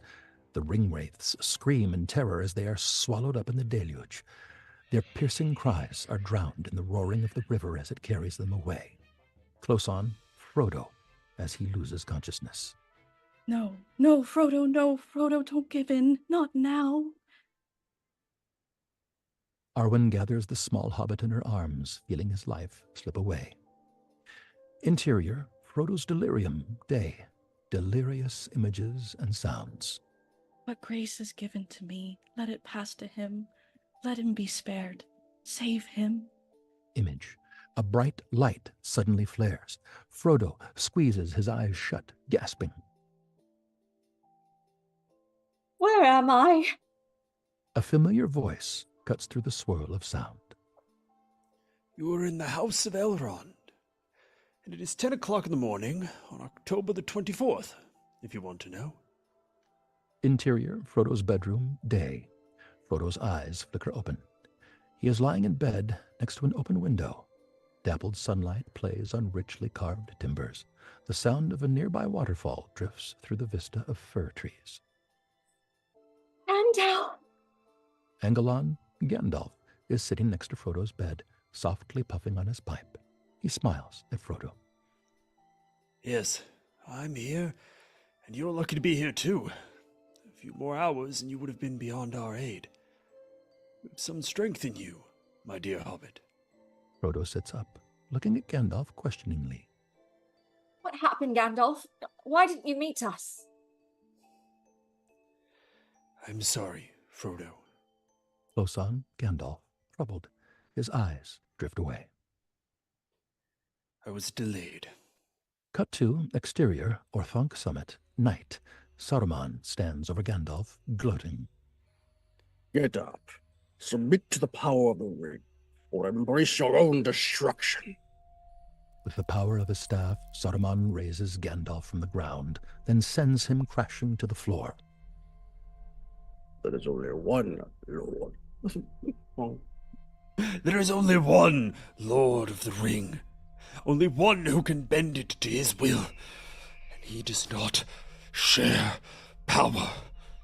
Suddenly, Gandalf lurches to his feet and throws himself off the tower. Saruman watches Gandalf fly away from Isengard on the back of a giant eagle. So, you have chosen death. Cut to exterior, skies over mountains, dawn. Gwaihir, the eagle, soars majestically over the mountains, carrying Gandalf toward the dawn. Cut to interior, Frodo's bedroom, Rivendell. Frodo raises himself up and looks at Gandalf. Gandalf? What is it? Gandalf returns his attention to Frodo. Nothing, Frodo. Sam runs to Frodo's bedside. He is overjoyed to find Frodo awake. Frodo! Frodo! Bless you, you're awake. Sam has hardly left your side. We worried about you, weren't we, Mr. Gandalf? By the skills of Lord Elrond, you're beginning to mend. Elrond, Lord of the High Elves, steps up to Frodo's bedside. His face is neither old nor young, though in it is written the memory of many things, both glad and sorrowful.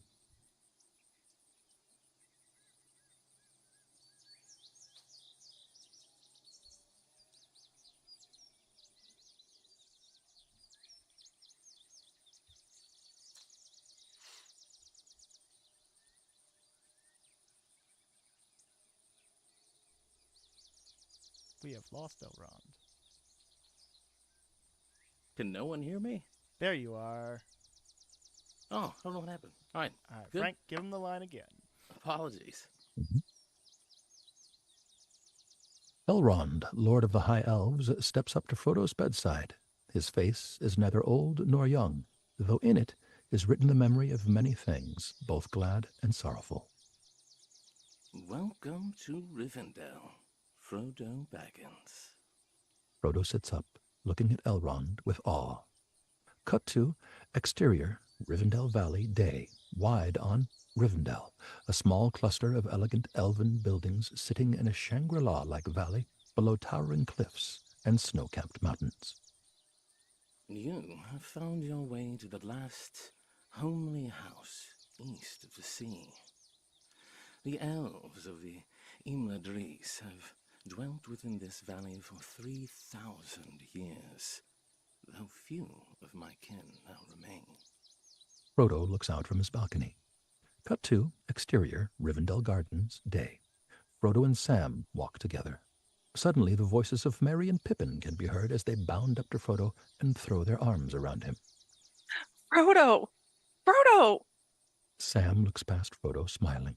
A bent figure sits alone on a bench in the sun. Close on, Frodo turning, following Sam's gaze.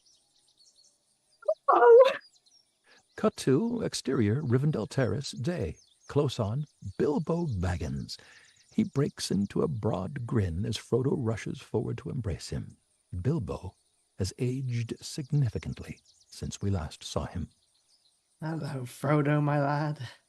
Bilbo! Later, Frodo is turning the neatly inscribed title page of a red leather-bound journal. There and back again. A Hobbit's Tale by Bilbo Baggins. Bilbo smiles proudly. He is sitting with Frodo on a terrace overlooking a waterfall. Frodo looks at page after page of beautiful handwriting with intricate maps and drawings. This is beautiful. I meant to go back, wander the paths of Mirkwood, visit Lake Town, see the lonely mountain again, but age, it seems, has finally caught up with me. Frodo turns a page. There before him is a map of the Shire. It's the Shire. I spent all my childhood pretending I was off somewhere else, off with you on one of your adventures. But my own adventure turned out to be quite different. I'm not like you, Bilbo. My dear boy. Cut to exterior, Rivendell Terrace, evening. Sam busily tries to stuff more and more things into his already full pack. Pots and pans, blankets, cooking utensils, provisions, clothes.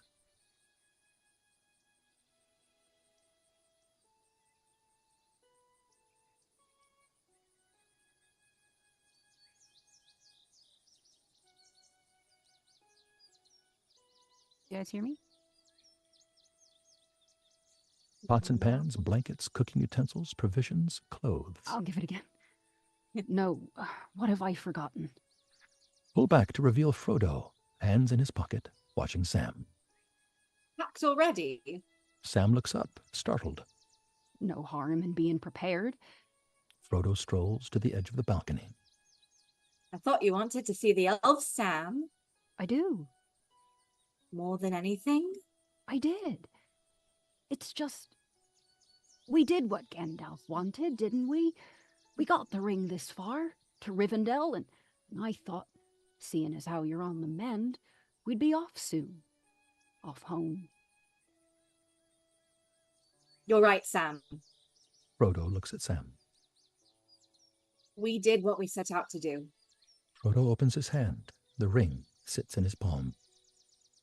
The ring will be safe in Rivendell. I am ready to go home. Cut to exterior, Elrond's chamber, Rivendell, day. Gandalf and Elrond watch Frodo and Sam from Elrond's balcony. His strength returns.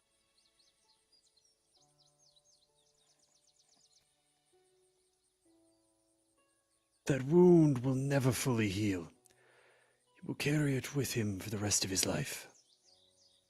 And yet, to have come so far, still bearing the ring, the Hobbit has shown extraordinary resilience to its evil. It is a burden he never should have had to bear. We can ask no more of Frodo. Gandalf, the enemy is moving. Sauron's forces are massing in the east, his eye fixed on Rivendell. And Saruman, you tell me, has betrayed us. Our list of allies grows thin. His treachery runs deeper than you know. By foul craft, Saruman has crossed orc with goblin men. He is breeding an army in the caverns of Isengard. An army that can move in sunlight, cover great distances at speed. Sauron is coming for the ring. Elrond turns and walks away. This evil cannot be concealed by the power of the elves. We do not have the strength to fight both Mordor and Isengard. Gandalf, the ring cannot stay here. Gandalf turns and looks out the window. Sounds of arrivals. Gandalf watches as Boromir rides through the Rivendell Gate, followed by Legolas and Gimli. This peril belongs to all Middle-earth. They must decide how to end it, not just for themselves, but for those who come after. Elrond approaches Gandalf. The time of the elves is over. My people are leaving these shores. Who will you look to when we have gone? The dwarves? They hide in their mountains, seeking riches. They care nothing for the troubles of others. It is in men that we must place our hopes. Men. Men are weak. The race of men is failing. The blood of Númenor is all but spent. Its pride and dignity forgotten. It is because of men the ring survives. Flash insert. With the broken sword, Isildur slices off Sauron's finger. Elrond reacts. I was there, Gandalf. I was there 3,000 years ago when Isildur took the ring. Flash insert. Isildur picks up the ring and stares at it, entranced. I was there the day the strength of men failed. Cut to interior, Rack of Doom, day. Isildur, hurry! Follow me! Images. Elrond leads Isildur into the steaming volcano. I led Isildur into the heart of Mount Doom, where the ring was forged, the one place it could be destroyed. Flash insert. Elrond and Isildur stand before the fires of Mount Doom. Cast it into the fire. Destroy it! Close on, Isildur, captivated by the ring. No. Isildur turns and walks away. Isildur! Interior, Elrond's chamber, Rivendell, day. Elrond turns to Gandalf. It should have ended that day. But evil was allowed to endure. Isildur kept the ring, and The line of kings was broken. There's no strength left in the world of men. They're scattered, divided, and leaderless. There is one who could unite them. One who could reclaim the throne of Gondor. He turned that page a long time ago. He's chosen exile. Cut to interior, Elrond's chamber, Rivendell, night. Strider watches from the shadows as Boromir strolls through the darkened gallery. Boromir's eyes are drawn to an old fresco on the wall depicting Isildur defeating Sauron. Boromir looks with wonderment at Narsil, the broken blade of Elendil, which lies on a cloth-covered plinth. The shards of Narsil. The blade that cut the ring from Sauron's hand. Boromir picks up the sword and gently touches the blade. Close on, a small bloom of blood appears on Boromir's finger. Still sharp. Boromir senses Strider's presence. He looks from the blade to Strider, as if sensing a connection. No more than a broken heirloom. Boromir replaces the broken blade, but it clatters to the floor. Boromir walks away, leaving Strider sitting alone. Close on, Strider picks up the broken hilt, as Arwen appears behind him. Why do you fear the past? You are Isildur's heir, not Isildur himself. You are not bound to his fate. Same blood that flows in my veins. The same weakness. Your time will come. You will face the same evil and you will defeat it. Asi yw thuath u orthor Aragorn, u orle a u ornin. The shadow does not hold sway yet. Not over you, and not over me. Cut to exterior, Rivendell Valley, night. Night falls upon the beautiful valley of Rivendell, still and quiet. Exterior, Rivendell Waterfall, night. Strider and Arwen stand upon a stone bridge. The even star at Arwen's breast shines in the moonlight. Reni ilu I erowi govanam. Do you remember when we first met? Now thon nin id ned ol reni anen. I thought I had strayed into a dream. Arwen reaches up and gently touches the gray at Strider's temples. Wenin in inath, u arni ineth isikele. Long years have passed. You did not have the cares you carry now. Arwen looks into Strider's eyes. Reni ibeth ipenen? Do you remember what I told you? Arwen reaches for Strider's hand. You said you'd bind yourself to me, forsaking the immortal life of your people. And to that I hold. I would rather share one lifetime with you than face all of the ages of this world alone. Strider looks down. In his hand lies the Avenstar. I choose a mortal life. You cannot give me this.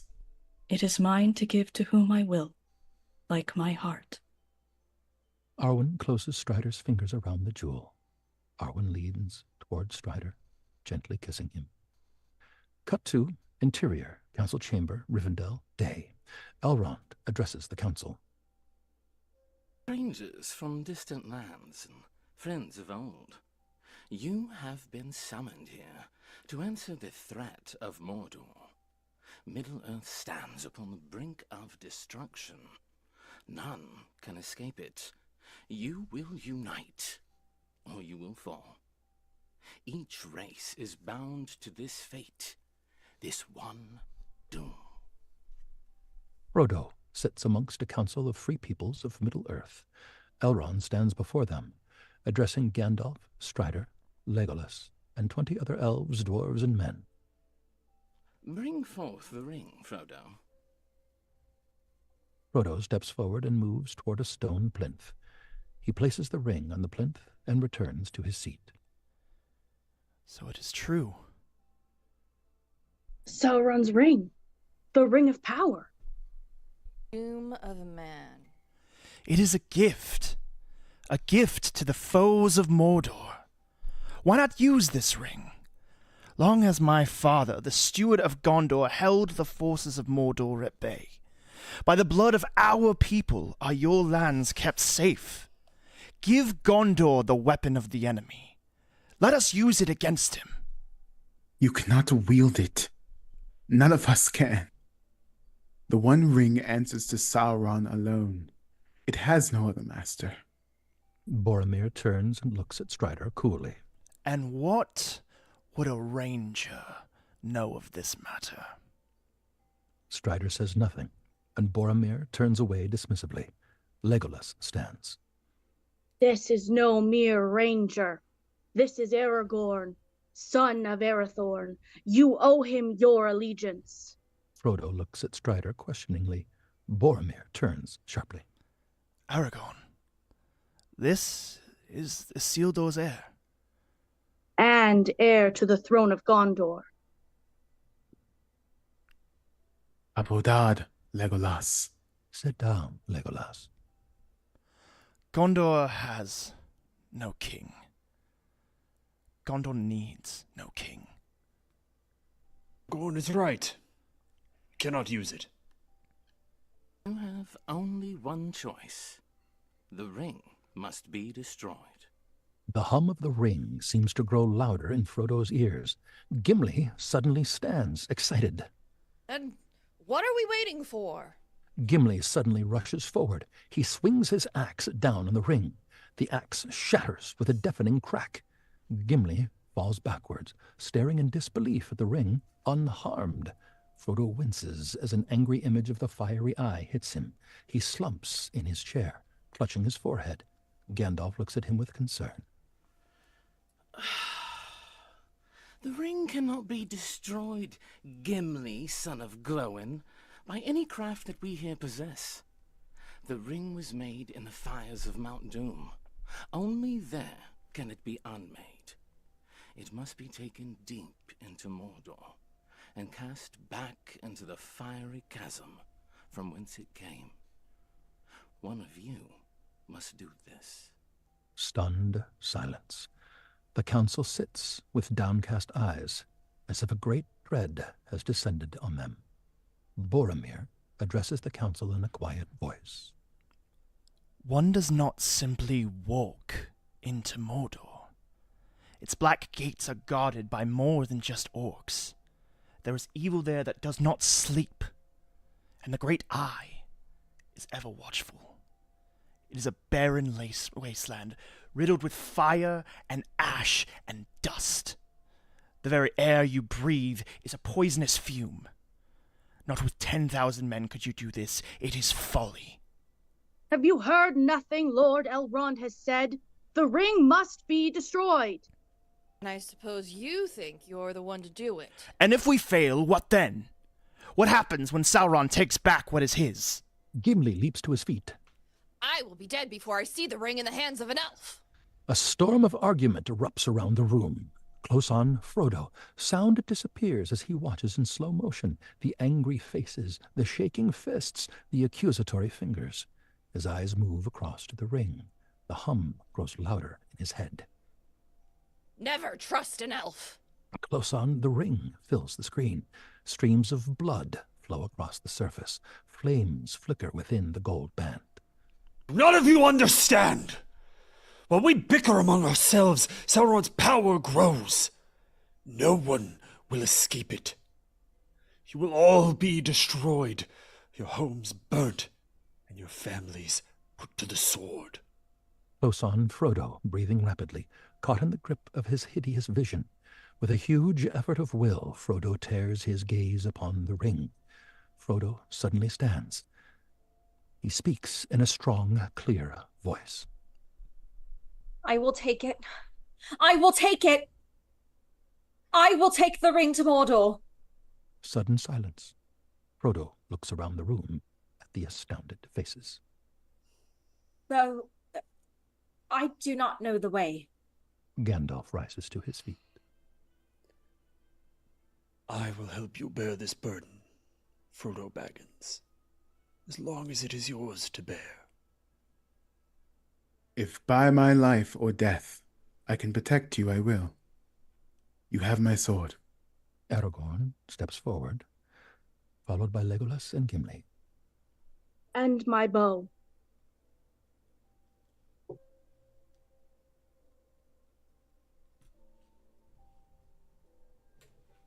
Don't we need an axe? I think we need an axe. Gimli, we need you. I was muted. And my axe.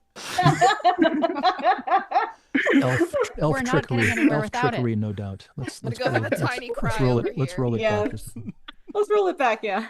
Aragorn steps forward, followed by Legolas and Gimli. And you have my bow. And my axe. Boromir looks at them all, then walks towards Frodo. You carry the fate of us all, little one. Boromir looks toward Elrond and Gandalf. If this is indeed the will of the council, then Gondor will see it done. Frodo stares in wonder as the greatest fighters in all Middle-earth stand at his side. Here! A sudden noise. Sam pops up from behind a bush. Mr. Frodo's not going anywhere without me.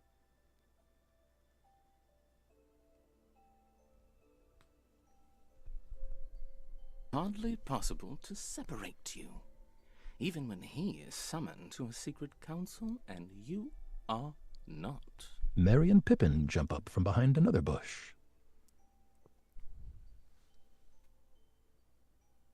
You're muted, Mary.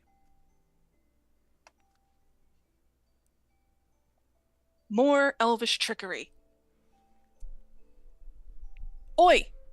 We're coming too. You'll have to send us home tied up in a sack to stop us. Anyway, you need people of intelligence on this sort of mission quest thing. Well, that rules you out, Pip. Elrond surveys the group thoughtfully. 9 companions. So be it. You shall be the Fellowship of the Ring. Great. Where are we going? And with that, we are going to take a 10-minute intermission. So everybody get up and grab a drink and a snack and whatever, and we'll see you back here in about 10 minutes.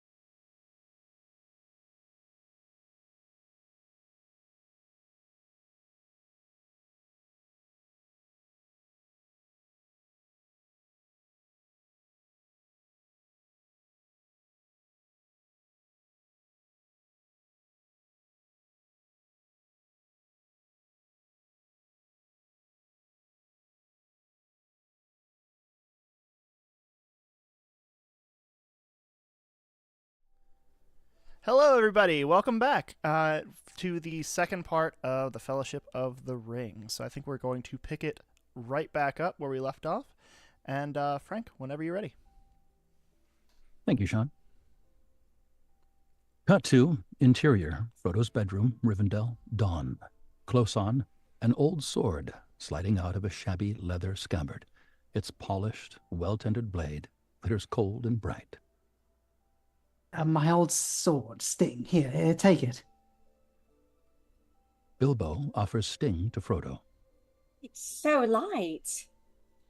Yes, made by the elves, you know. The blade goes blue when the orcs are close. And it's times like that, my lad, is when you have to be extra careful. Bilbo unwraps a small shirt of close-woven mail. Here's a pretty thing. Mithril, as light as a feather and as hard as dragon scales. Let me see you put it on. Come on. Close on, Frodo peels off his shirt, revealing the ring on a chain around his neck. Oh. My old ring. Frodo frowns as Bilbo moves toward him. I should very much like to hold it again. One last time. Bilbo reaches forward, eyes locked on the ring. Suddenly, a shadow passes across Bilbo. For a split second, he becomes a wrinkled creature with a hungry face and bony, groping hands.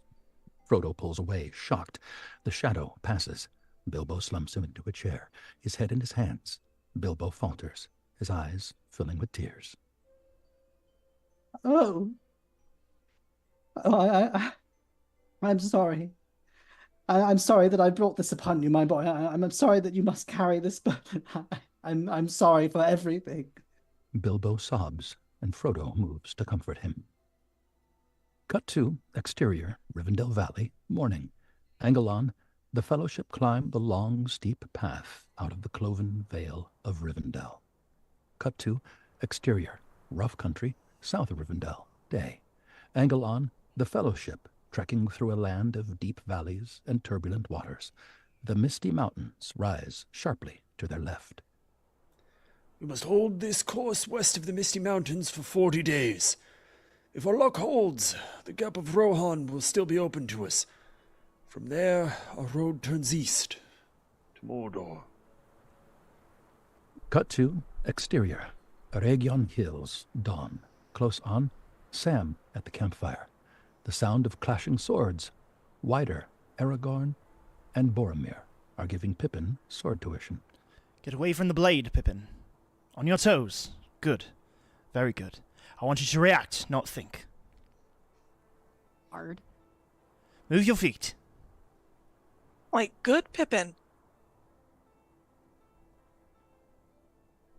Close on, Gimli has managed to corner Gandalf. If anyone were to ask my opinion, which I note they have not, I would say we are taking the long way around. Gandalf, we can pass through the mines of Moria. My cousin Balin would give us a royal welcome. Gandalf clearly thinks that is a bad idea. No, Gimli. I would not take the road through Moria unless I had no other choice. Boromir thrusts, catching Pippin on the hand. Pippin throws down his sword, kicks and lunges at Boromir, tackling him to the ground. Much laughter.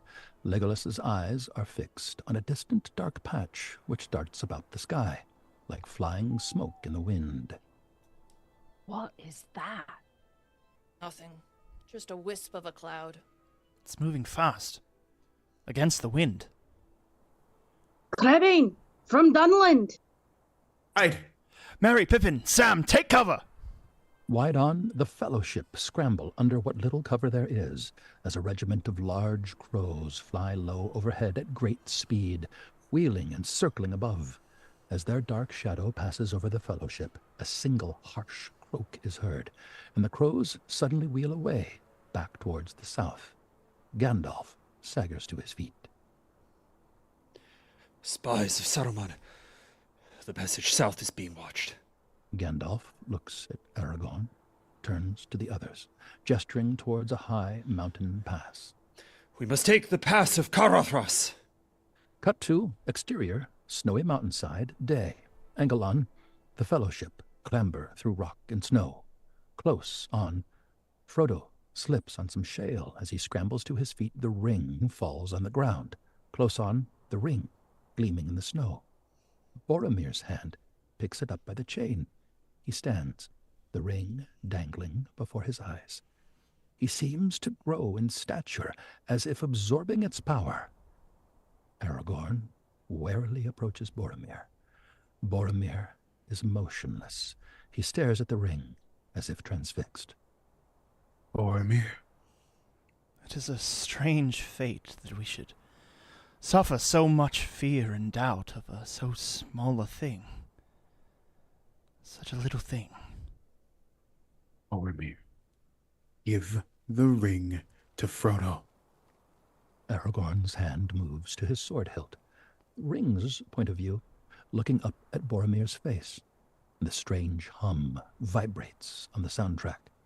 Close on, a weird, beatific smile lights up Boromir's face.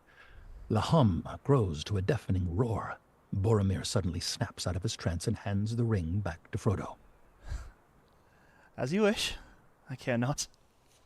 Boromir smiles at Frodo, ruffling his hair.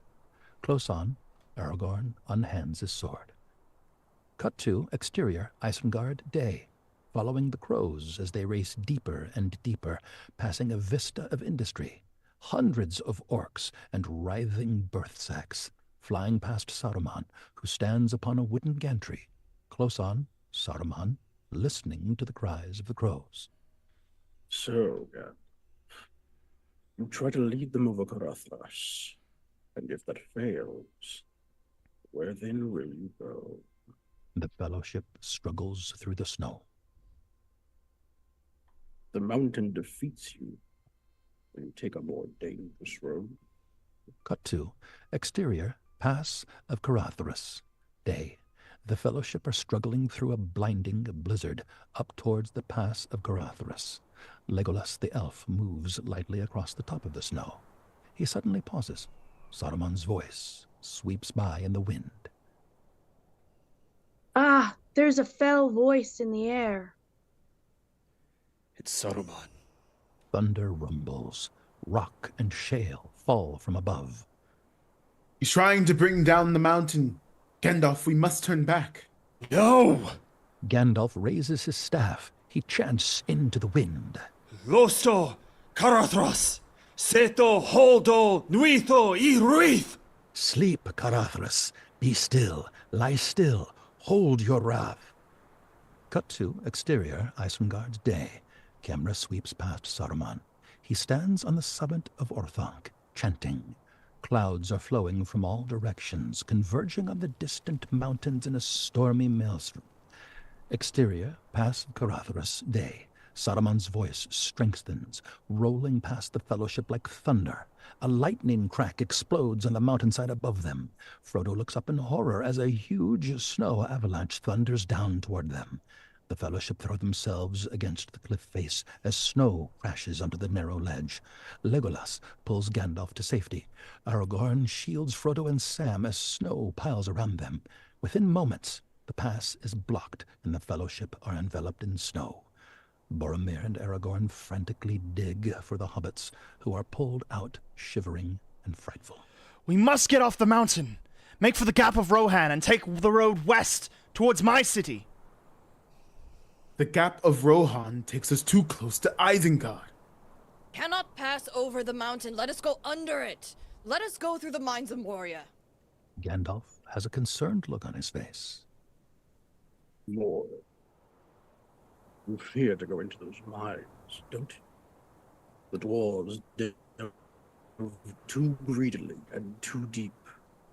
You know what they awoke in the darkness of Khazad, shadow and flame. Let the ring-bearer decide. Close on, Frodo, the weight of the decision weighing heavily upon him. Close on, Merry and Pippin, shivering in Boromir's arms. Frodo? Frodo meets Gandalf's eye. We will go through the mines. Gandalf slowly nods. So be it. Cut to exterior Moria gate. night. The Fellowship are walking along the far shore of a dark lake, directly below great looming cliffs. The walls of Moria. Footing is treacherous on the narrow strip of green and greasy stones.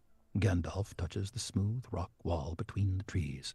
Slowly, faint lines appear, like slender veins of luminous silver running through the stone. Ithilien. It mirrors only starlight and moonlight. A large moon rises over the mountains. The lines grow broader and clearer, forming a glowing arch of interlacing ancient letters and symbols.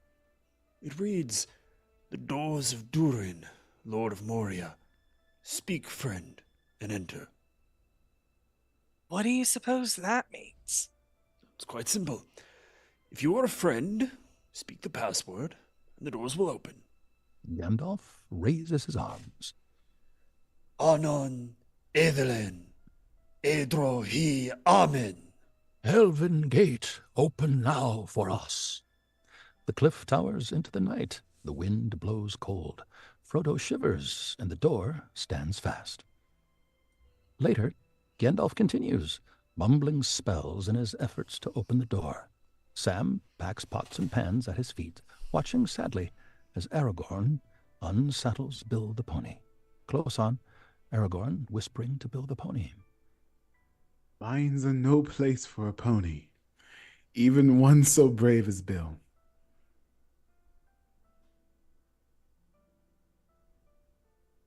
Go on, Bill. Go on, don't worry. Sam, he knows his way home. Aragorn slaps Bill on the rump. Bill goes trotting off. Close on, Sam watching Bill disappear into the darkness. Goodbye, Bill. Splash! Merry and Pippin are tossing stones into the lake. Black rippling rings slowly fan out. Pippin is about to throw another stone, but Aragorn grabs his arm. Do not disturb the water. Aragorn watches anxiously as the ripples appear to grow. He exchanges a look with Boromir. Aragorn's hand creeps toward his sword. Gandalf gives up in despair. He sits down beside Frodo. Close on, Frodo peers at the Elvish inscription. His face breaks into a smile of comprehension. It's a riddle. Gandalf raises his eyebrows. Speak, friend, and enter. What's Elvish for friend? Oh, Melon. With that, the rock face silently divides in the middle, and the two great doors swing outwards, revealing a blackness deeper than the night. As the Fellowship enter the blackness, something in the water stirs. Interior, Moria Gate, night. The Fellowship step warily into the darkness of Moria, a dank cavern with winding steps leading deeper into the mountain. So, Master Elf, you will enjoy the fabled hospitality of the dwarves. Roaring fires, malt beer, red meat off the bone. This, excuse me, this, my friend, is the home of my cousin Balin, and they call this a mine. A mine. A glow from Gandalf's staff suddenly lights the chamber. The Fellowship recoil in horror. Many dwarf skeletons are strewn about, clearly the dead of some old battle. The rusting armor and shields are peppered with arrows and axes. This is no mine. It's a tomb. Oh, no, no, no. Legolas pulls a crude arrow out of a skeleton. Goblins. The Fellowship draws swords and back away toward the entrance. We make for the Gap of Rohan. We should have never come here. Exterior, Moria Gate, night. Frodo is suddenly pulled to the ground. A long, sinuous tentacle is wrapped around Frodo's ankle and is dragging him toward the lake. Frodo cries out as Aragorn and Boromir rush forward. Aragorn severs the tentacle holding Frodo and pulls him to safety. Boromir hacks at the other writhing limbs. 20 more tentacles ripple out of the lake. The dark water boils as the hideous beast lashes out at the Fellowship. Again, the creature grabs Frodo and pulls him to the lake. Frodo is flung in the air as the Fellowship battle the creature. Aragorn hacks at a tentacle. Frodo is released, falling into Boromir's arms. Into the mines! Legolas! Legolas shoots an arrow into the creature's head, gaining a few vital seconds for Aragorn and Boromir as they race out of the water with Frodo. The Fellowship hurriedly backs away from the creature, retreating into the Moria chamber as many coiling arms seize the large doors. Interior Moria Gate, night. With a shattering echo, the creature rips the doors away, creating a rock slide that crashes down the cliff face. Within seconds, tons of rock seal the doorway, throwing the Fellowship into pitch blackness. A faint light rises from Gandalf's staff, throwing a creepy glow across the old wizard's face. We now have but one choice. We must face the long dark of Moria. Be on your guard. There are older and fouler things than orcs in the deep places of the world. Cut to interior, new chamber, Moria, night. Wide on, the Fellowship crossing a precarious bridge above deep mine workings. Quietly now. It's a 4-day journey to the other side. Let us hope that our presence will go unnoticed. Interior, Moria Cemetery Cavern, night. They continue up a steep stair, passing through a dwarf cemetery. The graves are despoiled. Dwarf skeletons are strewn about, and goblin graffiti is scrawled on monuments in dried dwarf blood. The atmosphere is very sinister. Cut to interior, Moria Tunnel Fork, night. The path splits into 3 passages, each disappearing into dark tunnels. Gandalf pauses, frowning. I have no memory of this place. The Fellowship are nervously waiting, while Gandalf sits, staring intently at the 3 tunnel mouths in front of him.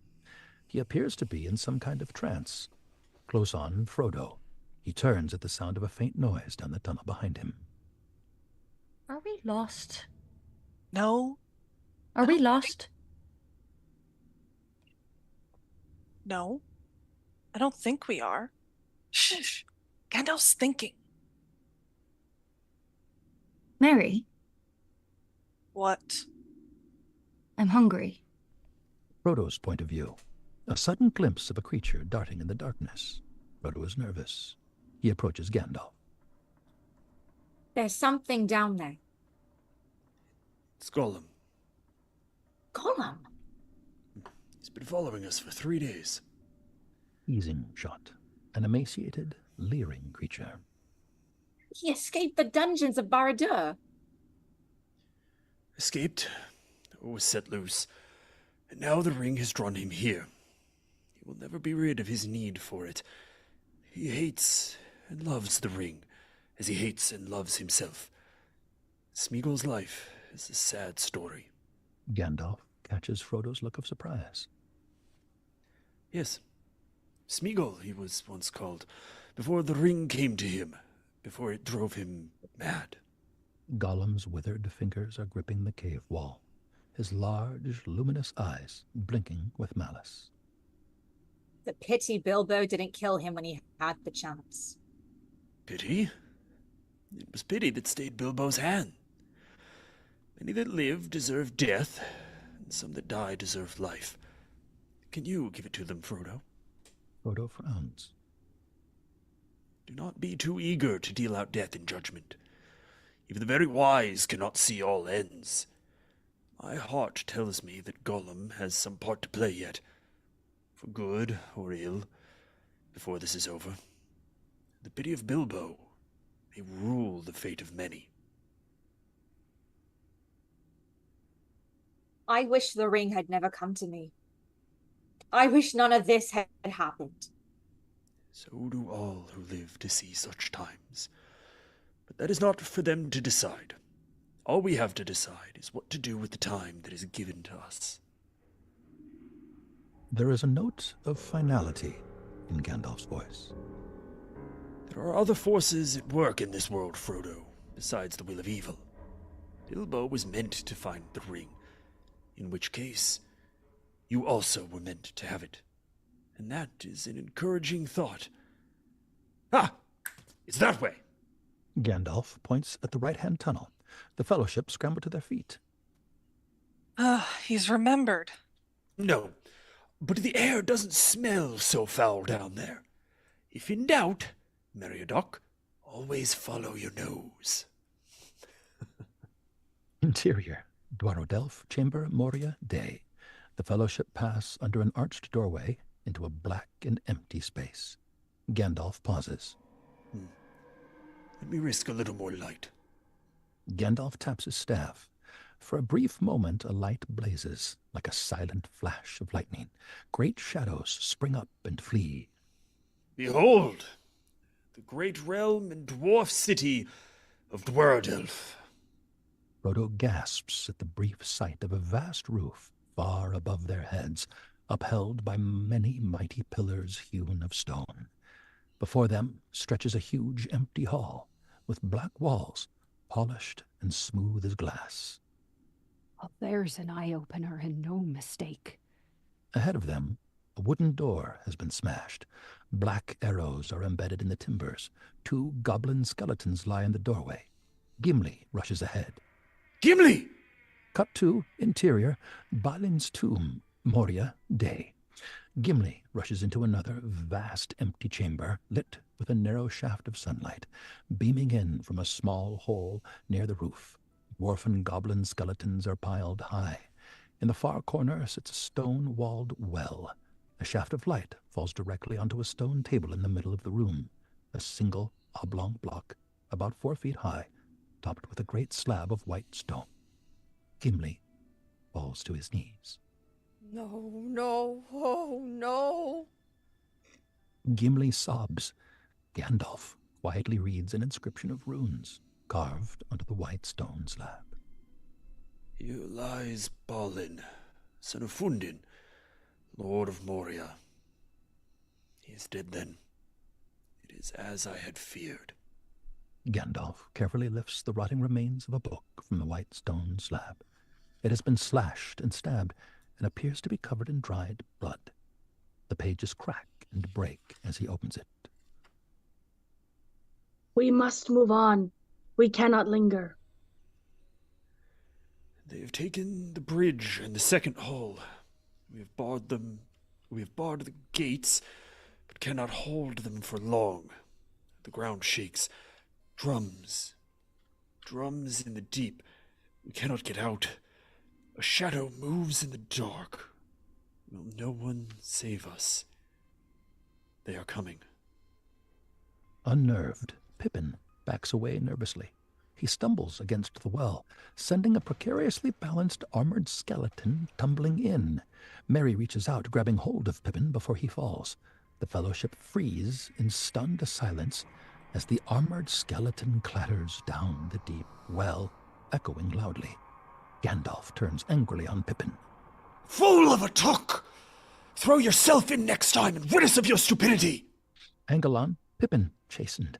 They fall silent. A low rolling boom rises from the depths below, growing louder. Boom, boom, as if the caverns of Moria were turned into a vast drum. A great horn blasts nearby, answering horns, running feet, harsh cries. Sam's eyes glance at Frodo's belt. Mr. Frodo! Frodo looks down. A cold blue glow is emanating from Sting's scabbard. Frodo draws the sword and stares at its glowing blade. Orcs! Get back. Stay close to Gandalf. Aragorn and Boromir slam and wedge the doors. Boromir catches sight of something. He turns to Aragorn with shock in his eyes. They have a cave troll. Gimli snatches up 2 rusty dwarf axes and leaps onto the tomb. Let them come! There is one dwarf yet in Moria who still draws breath. Boom! The door bursts open in a shower of wood fragments, and 20 goblins charge into the tomb, followed by a huge cave troll. Gimli ducks a blow and immediately buries his axes in 2 goblin helmets. Aragorn and Boromir wade into the mass of goblins with their swords. Legolas fires deadly arrows into goblin throats, desperately trying to shield the hobbits. Gandalf is clutching his sword and joins in the battle.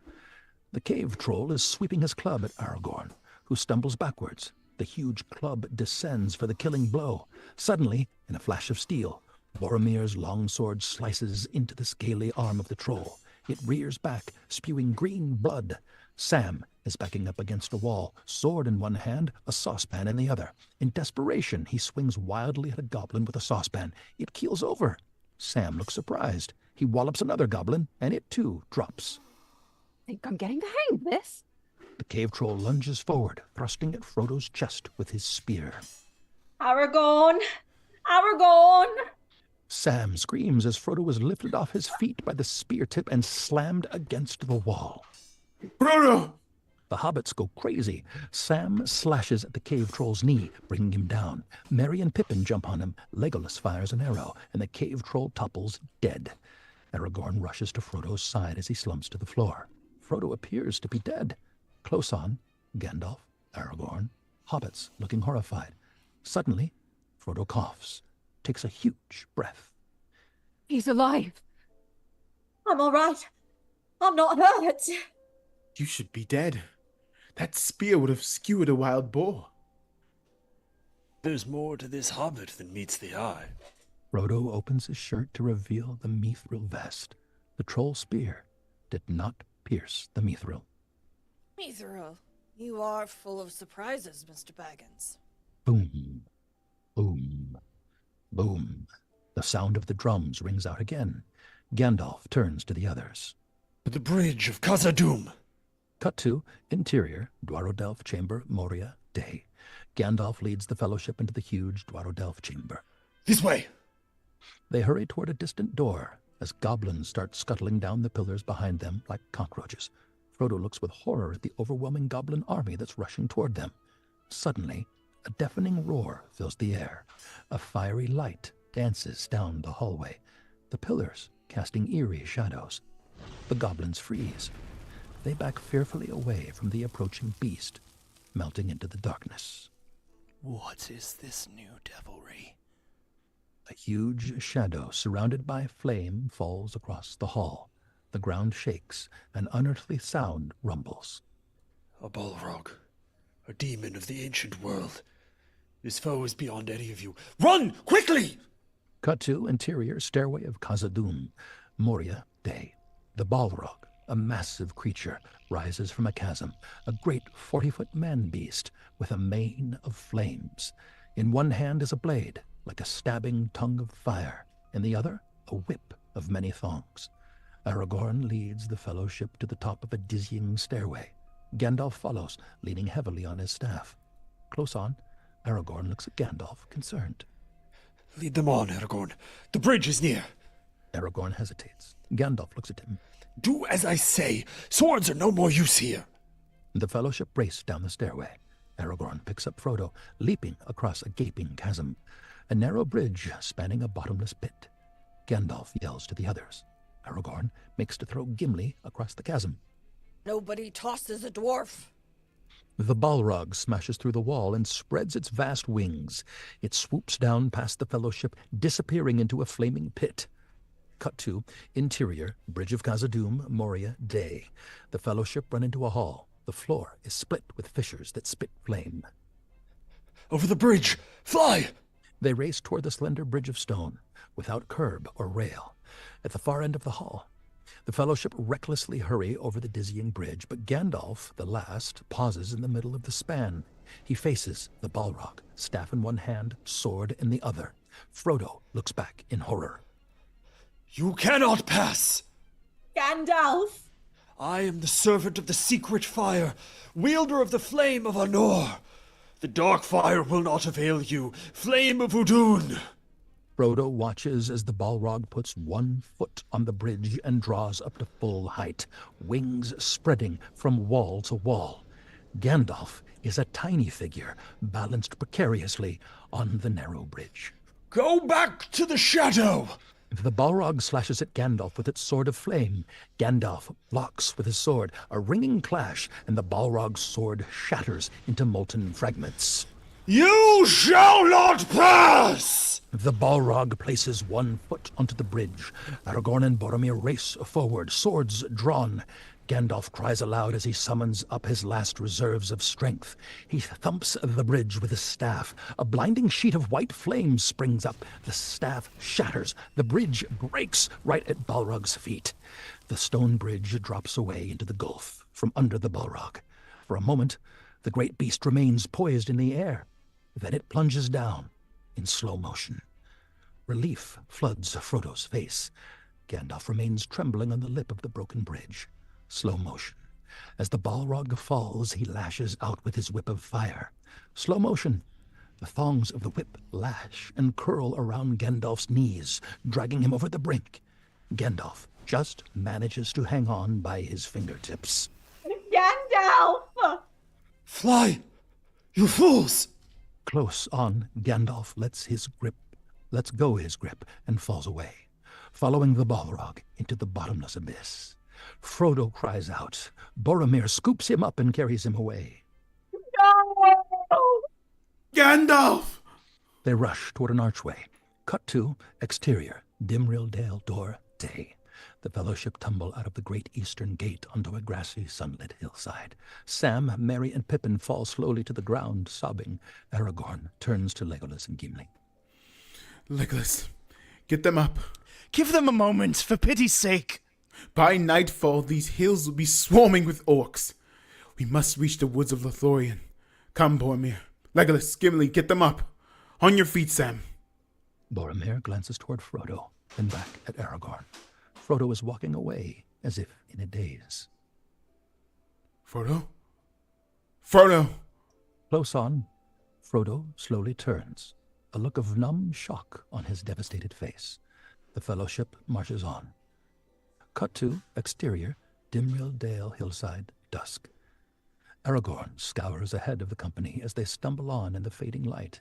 In the distance, the shimmer of a large forest can be seen. Lothlorien. Exterior, edge of Lothlorien, dusk. Wide on, the Fellowship run across a forest floor strewn with yellow flowers. Above is a roof of golden leaves held up by silver pillars, the trunks of huge gray trees. Gimli looks nervously around.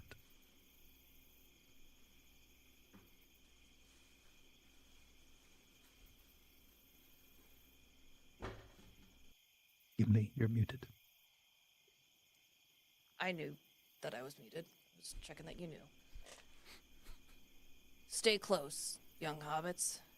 They say a sorceress lives in these woods, an elf witch of terrible power. All who look upon her fall under her spell. Frodo hesitates. A strange voice whispers in his head. And are never seen again. Your coming to us is as the footsteps of doom. You bring great evil here, Ring-bearer.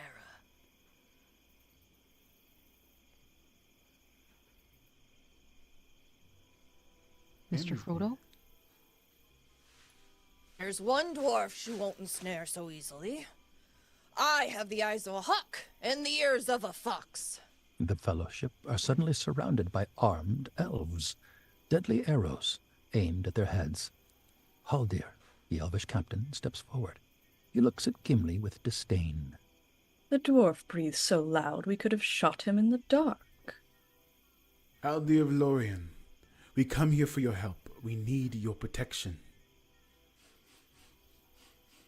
Born, these woods are perilous. We should go back. You have entered the realm of the Lady of the Wood. You cannot go back. Haldir's eyes lock onto Frodo. Come. She is waiting. Cut to exterior, Lothlorien hilltop day. Haldir leads the Fellowship onto a hilltop. They look with wonderment at the vista spread before them. Several miles toward the south, a large hill rises out of the woods. Upon the hill rise many mighty malorn trees, taller than any others. Nestled high in the crown of the malorns is a beautiful city. It gleams in the low rays of the late afternoon sun, green, gold, and silver. To the east of Caras Galathon, the woods of Lorien run down the pale gleam of Anduin, the great river. Beyond the river, the land appears flat and empty, formless and vague, until far away it rises again like a dark and dreary wall. The sun that lies on Lothlorien has not the power to enlighten the shadows that lie beyond. Cut to interior, Celeborn's chamber. Caras Galadon, night. Angalon, the Fellowship, step into a wide flat filled with a soft light. The walls are green and silver, the roof gold, and in its midst is the trunk of the mighty Malorn tree, now tapering toward its crown. Celeborn steps forward to greet the guests. His hair is long and silver, his face grave and beautiful, with no sign of age upon it. Next to him stands Galadriel, a lady of the elves. She has a hair of deep gold and timeless, unsurpassed beauty. Celeborn looks hard at Aragorn. 8 there are, yet 9 there were set out from Rivendell. Tell me, where is Gandalf, for I much desire to speak with him. Frodo looks at Galadriel, standing silently beside Celeborn. He has fallen into shadow. Galadriel looks to Aragorn. The quest stands upon the edge of a knife. Stray but a little, and it will fail, to the ruin of all. Yet, hope remains, while the company is true. Galadriel's eyes settle on Sam. Do not let your hearts be troubled. Go now and rest, for you are weary with sorrow and much toil. Galadriel's eyes turn to Frodo. Her voice fades. Tonight, you will sleep in peace. Welcome, Frodo of the Shire. Close on, Frodo looks at Galadriel. Sudden insert. Galadriel, as she is on the other side. Powerful, divine, no longer of this world. A piercing white light surrounds her. One who has seen the eye. Cut to exterior, Caras Galadon light, Caras Galadon lawn night. Gimli, Legolas, Merry, Pippin, Frodo, and Sam are in a pavilion set among the trees near the fountain. They lie on soft couches as elves leave food and wine for them. Mournful singing drifts down from the trees above. A lament for Gandalf. What do they say about him?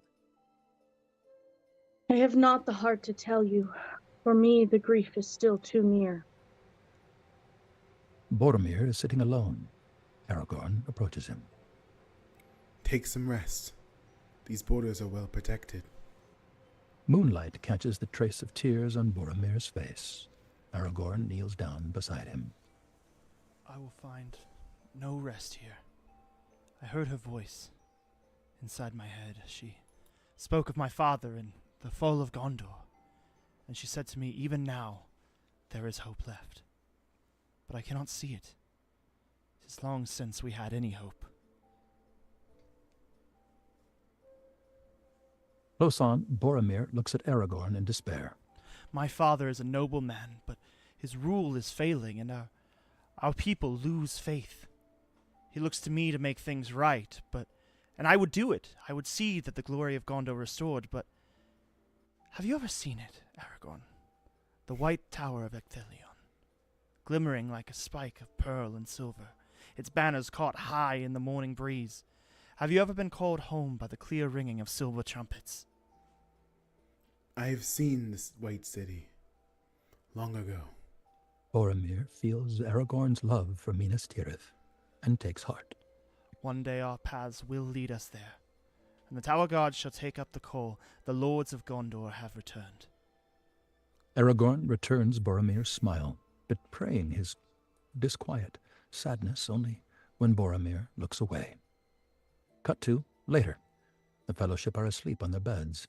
Gimli is snoring loudly. Close on, bare feet tread soundlessly across the lawn.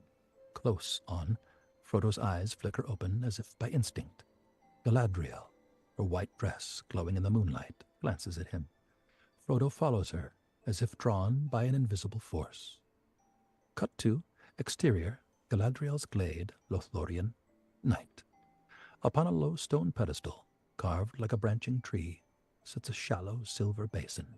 Galadriel leads Frodo into the small glade. Will you look into the mirror? Frodo looks with apprehension at the silver basin. What will I see? Galadriel pours water into the basin from a silver jug.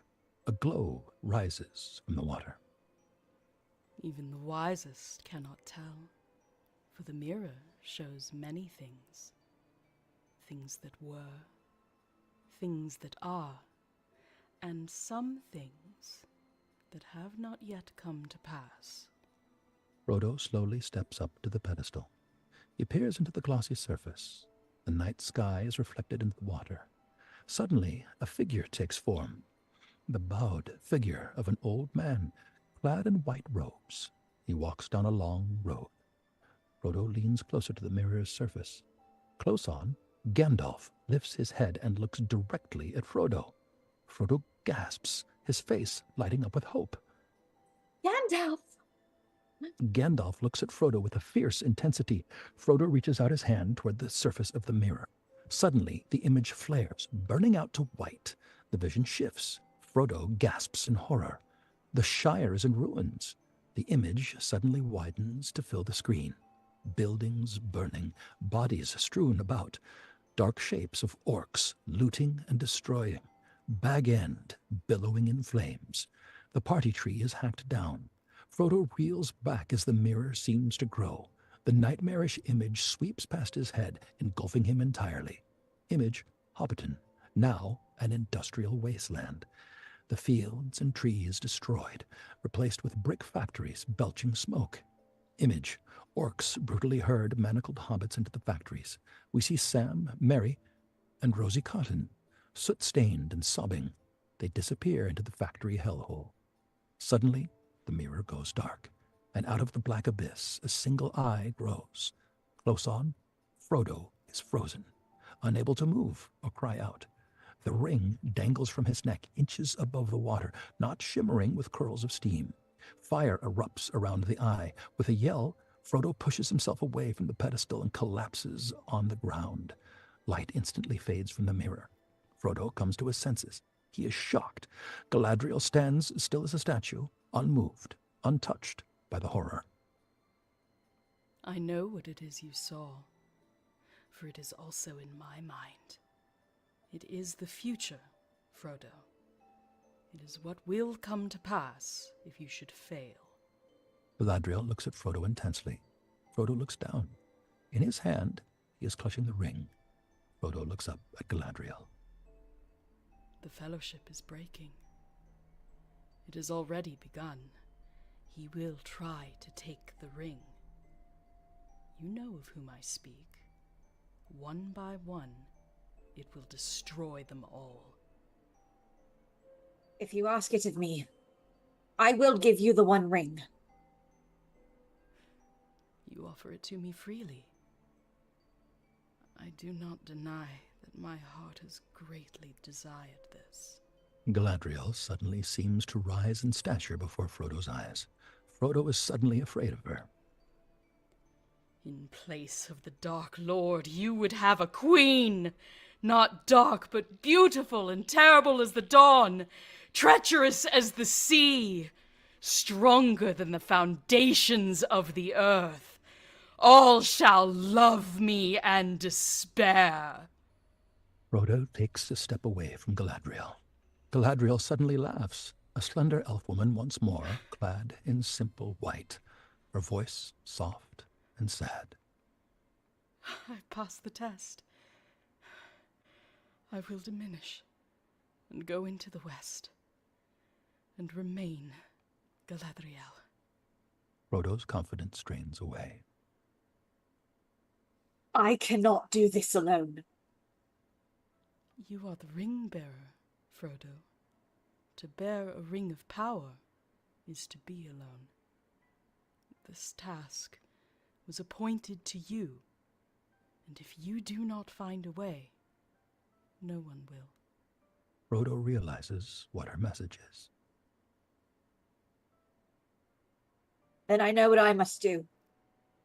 It's just, I'm afraid to do it.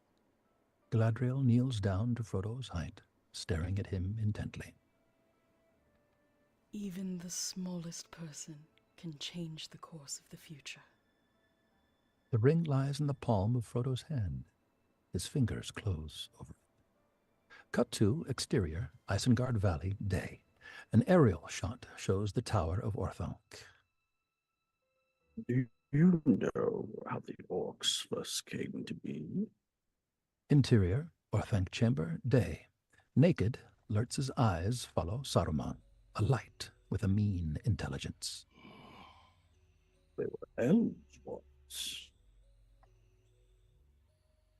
Taken by the dark powers, tortured and mutilated. A terrible form of life. And now, perfected by fighting Uruk-hai, whom do you serve? Saruman. Interior, caverns below Isengard, day. Quick cuts. Lurtz is quickly armored. Breastplate, leg guards, helmet. A sword is thrust in Lurtz's hand. The Uruk-hai are smearing themselves in white paint, a creepy ritualistic ceremony. The white hand of Isengard is smeared on bodies, faces, and armor. Saruman addresses a crowd of 200 fully armed Uruk-hai. Hunt them down. Do not stop until they are found. Do not know pain. No fear. You will taste man flesh. Saruman turns to Lurtz. One of the halflings carries something of great value. Bring him to me, alive and unspoiled. Kill the elves. Exterior, Isengard, day. Lurtz is leading 200 Uruk-hai out of Isengard. They run fast, their powerful legs carrying them at speed. Exterior, Silverlode riverbank, dawn. The Fellowship are in small elven boats. They row away from the Lothlorien shore into the Silverlode River. Elves quietly watch them depart. Galadriel gives Frodo a small crystal phial. Farewell, Frodo Baggins. I give you the light of Earendil, our most beloved star. As the Fellowship's boats drift past, Galadriel stands alone, watching from the banks of the river. In his head, Frodo still hears her voice. May it be a light for you in dark places, when all other lights go out. Exterior, River Anduin, day. The boats pass into the great river Anduin. The 3 elven boats carry the Fellowship steadily southward. Green trees slowly give way to a brown and withered land. Exterior, forest, day. The Uruk forces are running through the trees with deadly purpose. Exterior, River Anduin, day. A flock of birds circle high above, black against the pale sky. Aragorn watches them with concern. Exterior, Pillars of the Kings, River Anduin, dawn. The 3 elven boats drift slowly through the steep, rocky gorge in the pre-dawn light. Close on, Aragorn, slowly paddling in the stern. Frodo. Frodo slowly looks up, his eyes widening with amazement. Wide on, 2 enormous rock statues, towering like 300-foot pinnacles on either side of the river. Carved images of Gondorian kings of old. They loom over the boats with power and majesty. The Argonath. Close on, Aragorn, strangely moved by the beauty of the silent sentinels. He speaks, almost as if to himself. Long have I desired to look upon the kings of old, my kin. The Fellowship stare in stunned silence as the current takes them through the narrow gap between the statues' feet. Wide on, craning up past the statues' vast, crumbling heads to reveal a large lake, only a mile downriver. Exterior, shore of Nen Huithwil. Day, angle on, the Fellowship as they leap out of the boats and clamber onto the wooded shore. We cross the lake at nightfall, hide the boats and continue on foot. We approach Mordor from the north. Oh yes, just a simple matter of finding our way through Emmenwool, an impassable labyrinth of razor-sharp rocks, and after that gets even better, a festering, stinking marshland as far as the eye can see. That is our road. I suggest you take some rest and recover your strength, Master Dwarf. Recover my... Legolas turns to Aragorn with urgency. We should leave now. No. Orcs patrol the eastern shore. We must wait for the cover of darkness. It is not the eastern shore that worries me. Legolas casts a glance around into the Parthgalan forest. A shadow and a threat has been growing in my mind. Something draws near. I can feel it. Aragorn looks at Legolas, knowing full well what he means. Sam has slumped asleep. Merry dumps a small pile of kindling at Gimli's feet. Where's Frodo? Sam sits up with a start. Aragorn's head snaps round. His eyes fly to Boromir's shield, which lies abandoned by his camp bed. Close on, Aragorn, as he realizes Boromir has gone. Exterior, slopes of Amon Hen. Day. Frodo is walking beneath the trees, lost in thought. His feet hit the rough edge of an ancient stone slab. His eyes follow an overgrown path toward stone stairs leading to the summit of Amon Hen, the seeing seat. A crackling sound. Frodo freezes.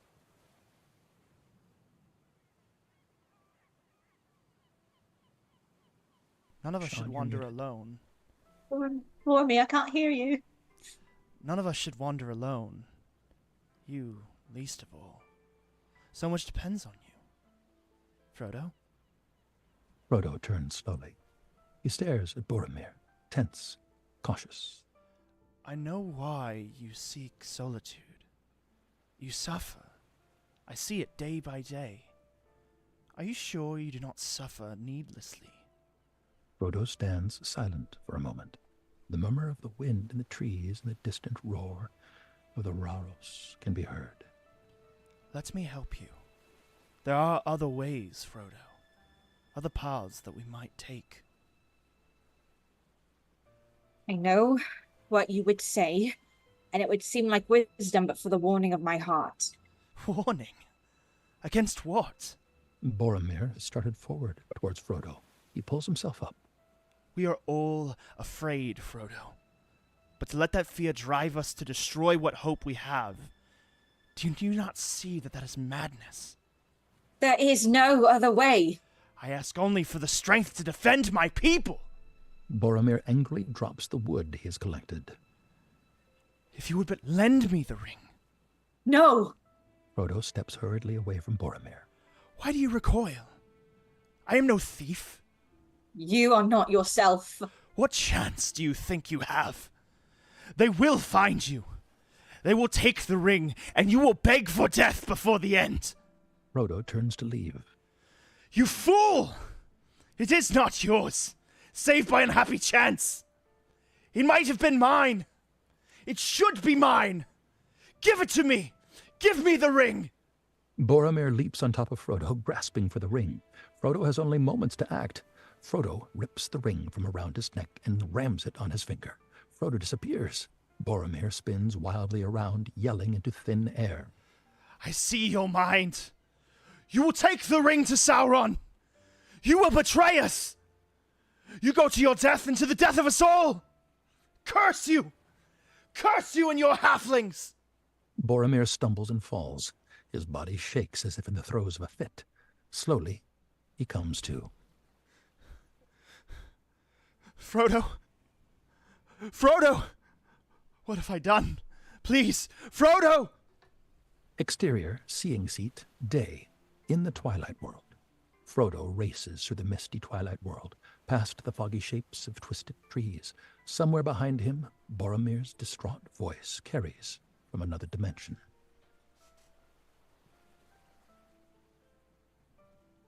Frodo! I'm sorry, Frodo! Frodo! Frodo suddenly finds himself on the stone steps. He clambers up the stairs onto a high seat, perched on 4 stone pillars. Frodo cowers in the seat, like a lost child upon the throne of mountain kings. The world of mist swirls around him. Frodo peers out from the seat. The world seems to shrink. In all directions, views of far-off lands telescope toward him through the mist. Images, orcs spilling out of holes in the misty mountains, flames rising from Mirkwood.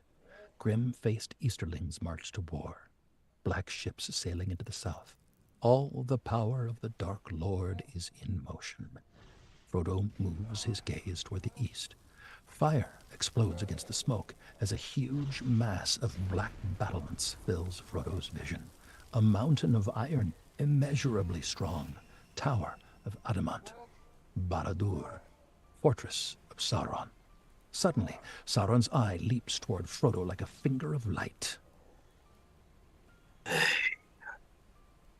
Will fall. Frodo leaps off the seat and tumbles down the stairs. The eye sweeps Amon Hen like a searchlight, seeking its ring.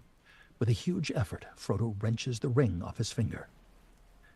Exterior, summit of Amon Hen, day. Frodo lies gasping on the summit of Amon Hen, below the ancient ruins of the Seeing Seat. At that moment, a black boot steps into the shot. Frodo looks up as Aragorn towers over him. Frodo? It has taken Boromir. Aragorn moves toward Frodo. Where is the ring? Frodo backs away from Aragorn. Aragorn is shocked by the movement. Stay away! Frodo, I swore to protect you. Can you protect me from yourself? Frodo uncurls his fist. In his palm lies the ring. It glints, gold and beautiful in the afternoon sun. Aragorn's eyes are drawn to it. Would you destroy it? I would have gone with you to the end. Into the fires of Mordor. I know. Look after the others, especially Sam. He will not understand. Aragorn freezes. He draws his sword. Go, Frodo. Frodo hesitates. Run! Run! Frodo backs away into the trees as 200 Uruk-hai swarm onto Amon Hen behind Aragorn. Aragorn attacks the leading Uruk-hai like a madman. He brings 2 down with his sword, leaping into the ruins as others close in on him. Frodo scrambles down the hillside away from the fight. Aragorn battles the Uruk-hai amongst the pillars and blocks of Amon Hen. Despite his bravery, he is quickly surrounded. Suddenly, elven arrows smash into the Uruk-hai. Legolas races out of the woods, firing his bow. Gimli leaps into the battle, wielding his mighty axe. Exterior, Parth Galen hillside, day. Frodo is darting down the steep hillside as heavy feet thunder down behind him. Mr. Frodo! Sam looks around for Frodo. Close on, Lurtz, ordering his Uruks. Find the halflings! Find the halflings! Frodo stumbles and falls. Quickly, he crawls behind a tree. Above him, the sound of Uruk-hai crashing through the forest rings out. No. Frodo turns to see Merry and Pippin hidden in a hollow a few feet away. Hide here. Quick. Come on. Frodo looks at his friends, slowly shakes his head, a great sadness in his eyes. What's he doing? Merry's eyes meet Frodo's, understanding. He's leaving. No! Pippin stands and makes a move toward Frodo. Merry grabs his arm. Pippin! The echo of Boromir's horn reaches Aragorn, Legolas, and Gimli. They are battling their way down the slopes toward the lake. The horn of Gondor! Boromir! Aragorn desperately slashes his way toward Boromir, felling Uruk-hai in his path, while Legolas and Gimli fight a rearguard action. Many Uruk-hai fall to Boromir's sword as he tries to protect Merry and Pippin. Run! Run! Lurtz takes aim. A black arrow suddenly thuds into Boromir's chest. Amazingly, Boromir continues fighting, but another arrow and another bring him to his knees. Merry and Pippin are scooped off their feet by Uruk-hai. Boromir!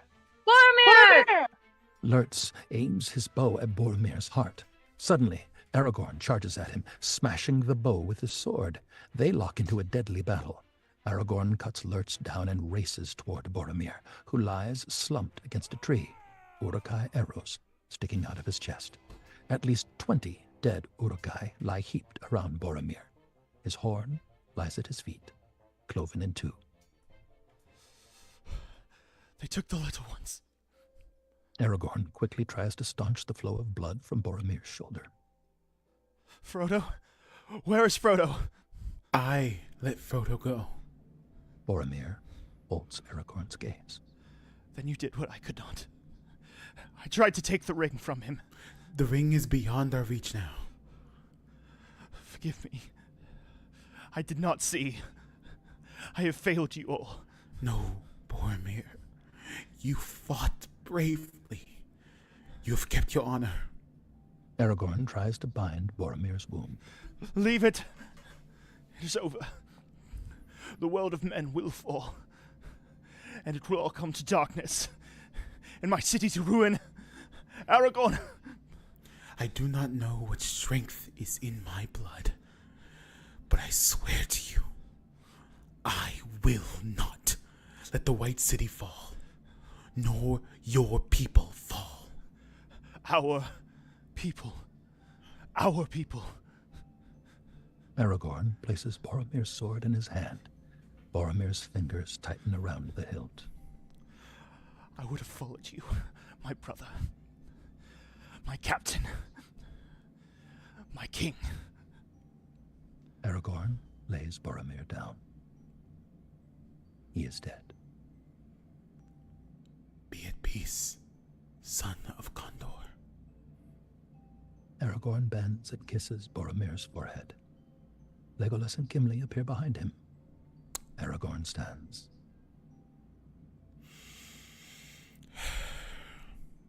They will look for his coming from the White Tower, but he will not return. Exterior, shore of Nen Heathwill, day. On the lake shore, Frodo stands in front of one of the elvish boats, the ring in his palm. A distraught Sam, running as hard as he can through the forest. Mr. Frodo! Close on, Frodo looks to the far side of the river. The camera moves in on the ring. I wish the ring had never come to me. I wish none of this had happened. Tears fall down Frodo's face. So do all who live to see such times. But that is not for them to decide. All we have to decide is what to do with the time that is given to us. With renewed determination, Frodo tucks the ring inside his vest pocket, the small figure of Frodo pushing the elvish boat into the water. Sam bursts through the trees and runs toward the lake. Frodo is already paddling away. Not alone, Frodo. Mr. Frodo! Frodo in the boat, paddling steadfastly away from the shore, tears in his eyes, the voice of Sam carried on the wind. Frodo whispers to himself. No, Sam! Sam looks at the water, then at the boat. Splash! Frodo turns to see Sam launching himself into the water.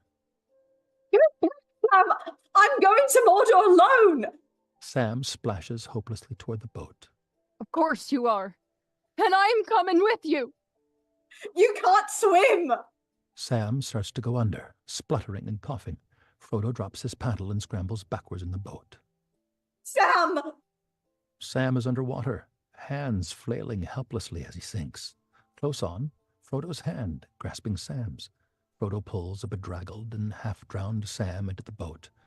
Frodo and Sam look at each other, out of breath, tears and water streaming down both their faces. I made a promise, Mr. Frodo. A promise. Don't you leave him, Samwise Gamgee. And I don't mean to. Oh, I don't mean to. Oh, Sam. Frodo starts to laugh through his tears. The two friends hug. Come on, then. The two hobbits row through the water. Exterior, Falls of Raros. Aerial, day. Slow motion, looking down on swiftly flowing water. Boromir's body slides under camera. He is lying in one of the boats, his arms across his chest, his broken horn at his side. Suddenly, the boat drops away from camera as it plunges over the massive falls of Raros, disappearing into the vapor below. If we are quick, we will catch Frodo and Sam before nightfall. Aragorn looks toward the far shore. Frodo and Sam's small boat can be seen lying on the distant riverbank as Frodo and Sam make off into the forest beyond. He doesn't react. Legolas turns and looks at Aragorn. You do not mean to follow them. Frodo's fate is no longer in our hands. It's all been in vain. The Fellowship has failed. Not if we hold true to each other. We will not abandon Merry and Pippin to torment and death. Not while we have strength left. Aragorn pulls a hunting knife out of his pack and straps it on.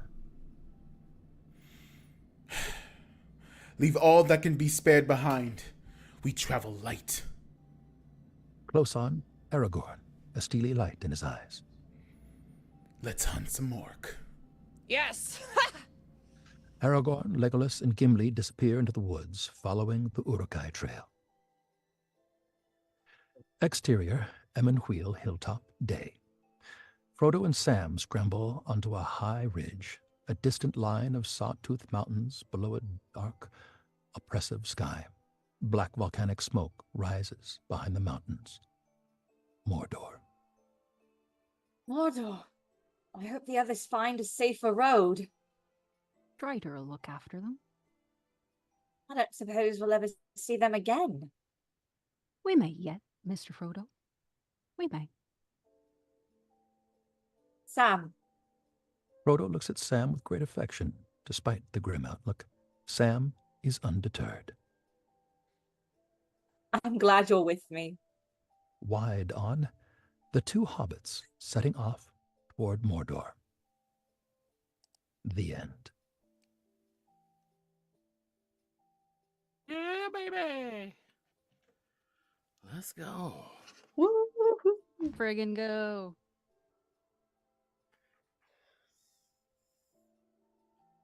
I just realized that everyone in the Zoom call could hear me, but not everybody in the chat could hear me. So thank you to everybody who stuck with us for this whole journey.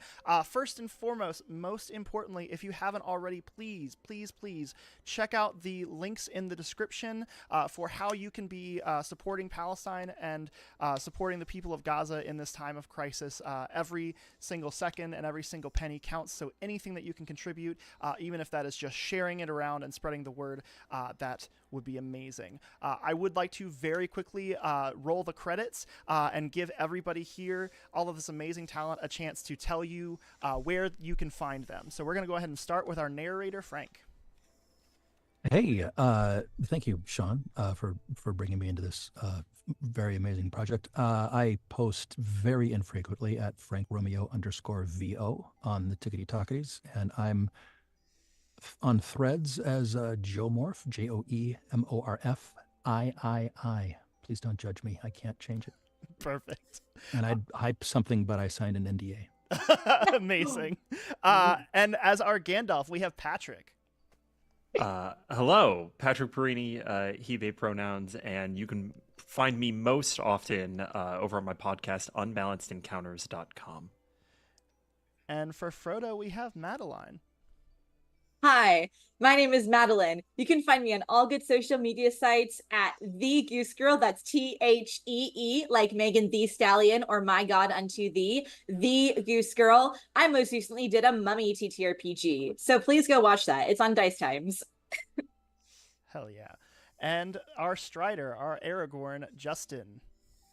You can find me wherever toys are sold. That is TikTok, Twitter, and on Instagram, and at San Diego Comic-Con. If you are watching this and run into me at San Diego Comic-Con, just like, slap me in the face or something. Just like, I don't know, get my attention somehow so I don't miss you. But anyway, this reading was great. If you want to be a part of the next reading, join the Discord and maybe plan a reading of your own. The more the merrier. You should totally join this club. It's great. On to the next one, I guess. That's all I got.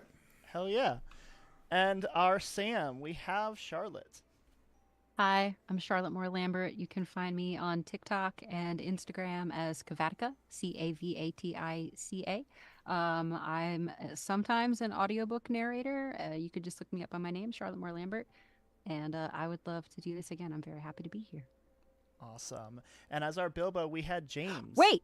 Oh, tell us. What is it? The Unpredicted Party. Hell yeah! Can't believe I forgot.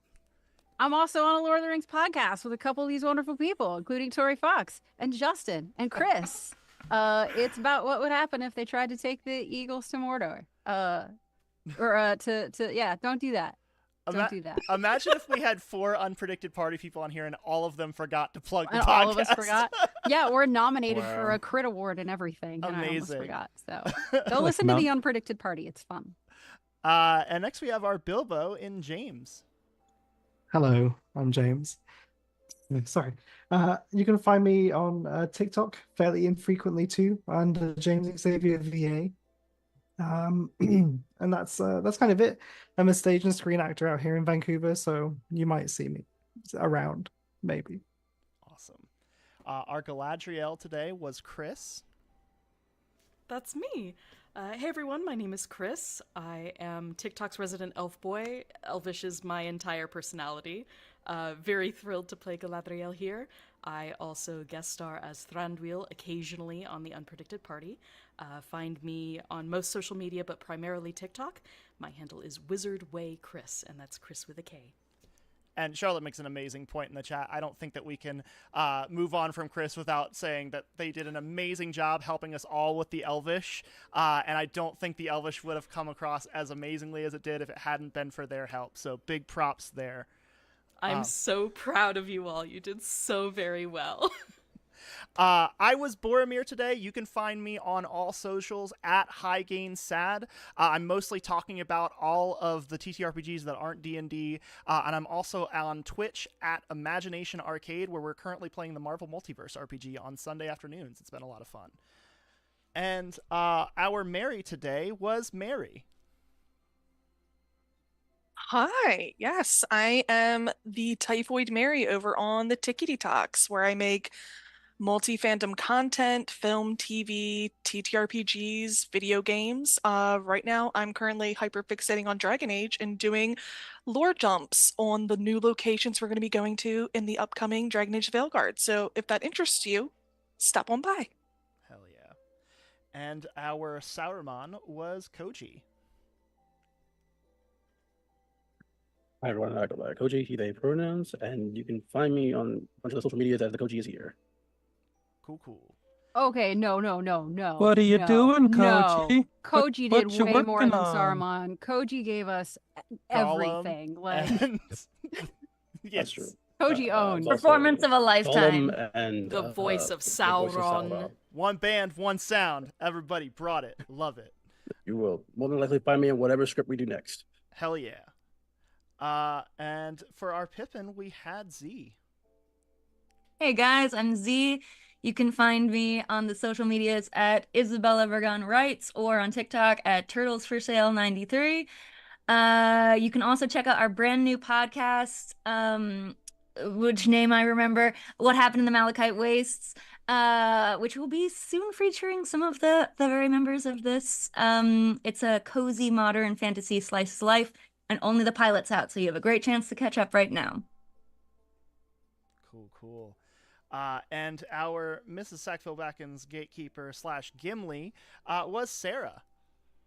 Hey everybody, you can find me everywhere as the Hype Goblin.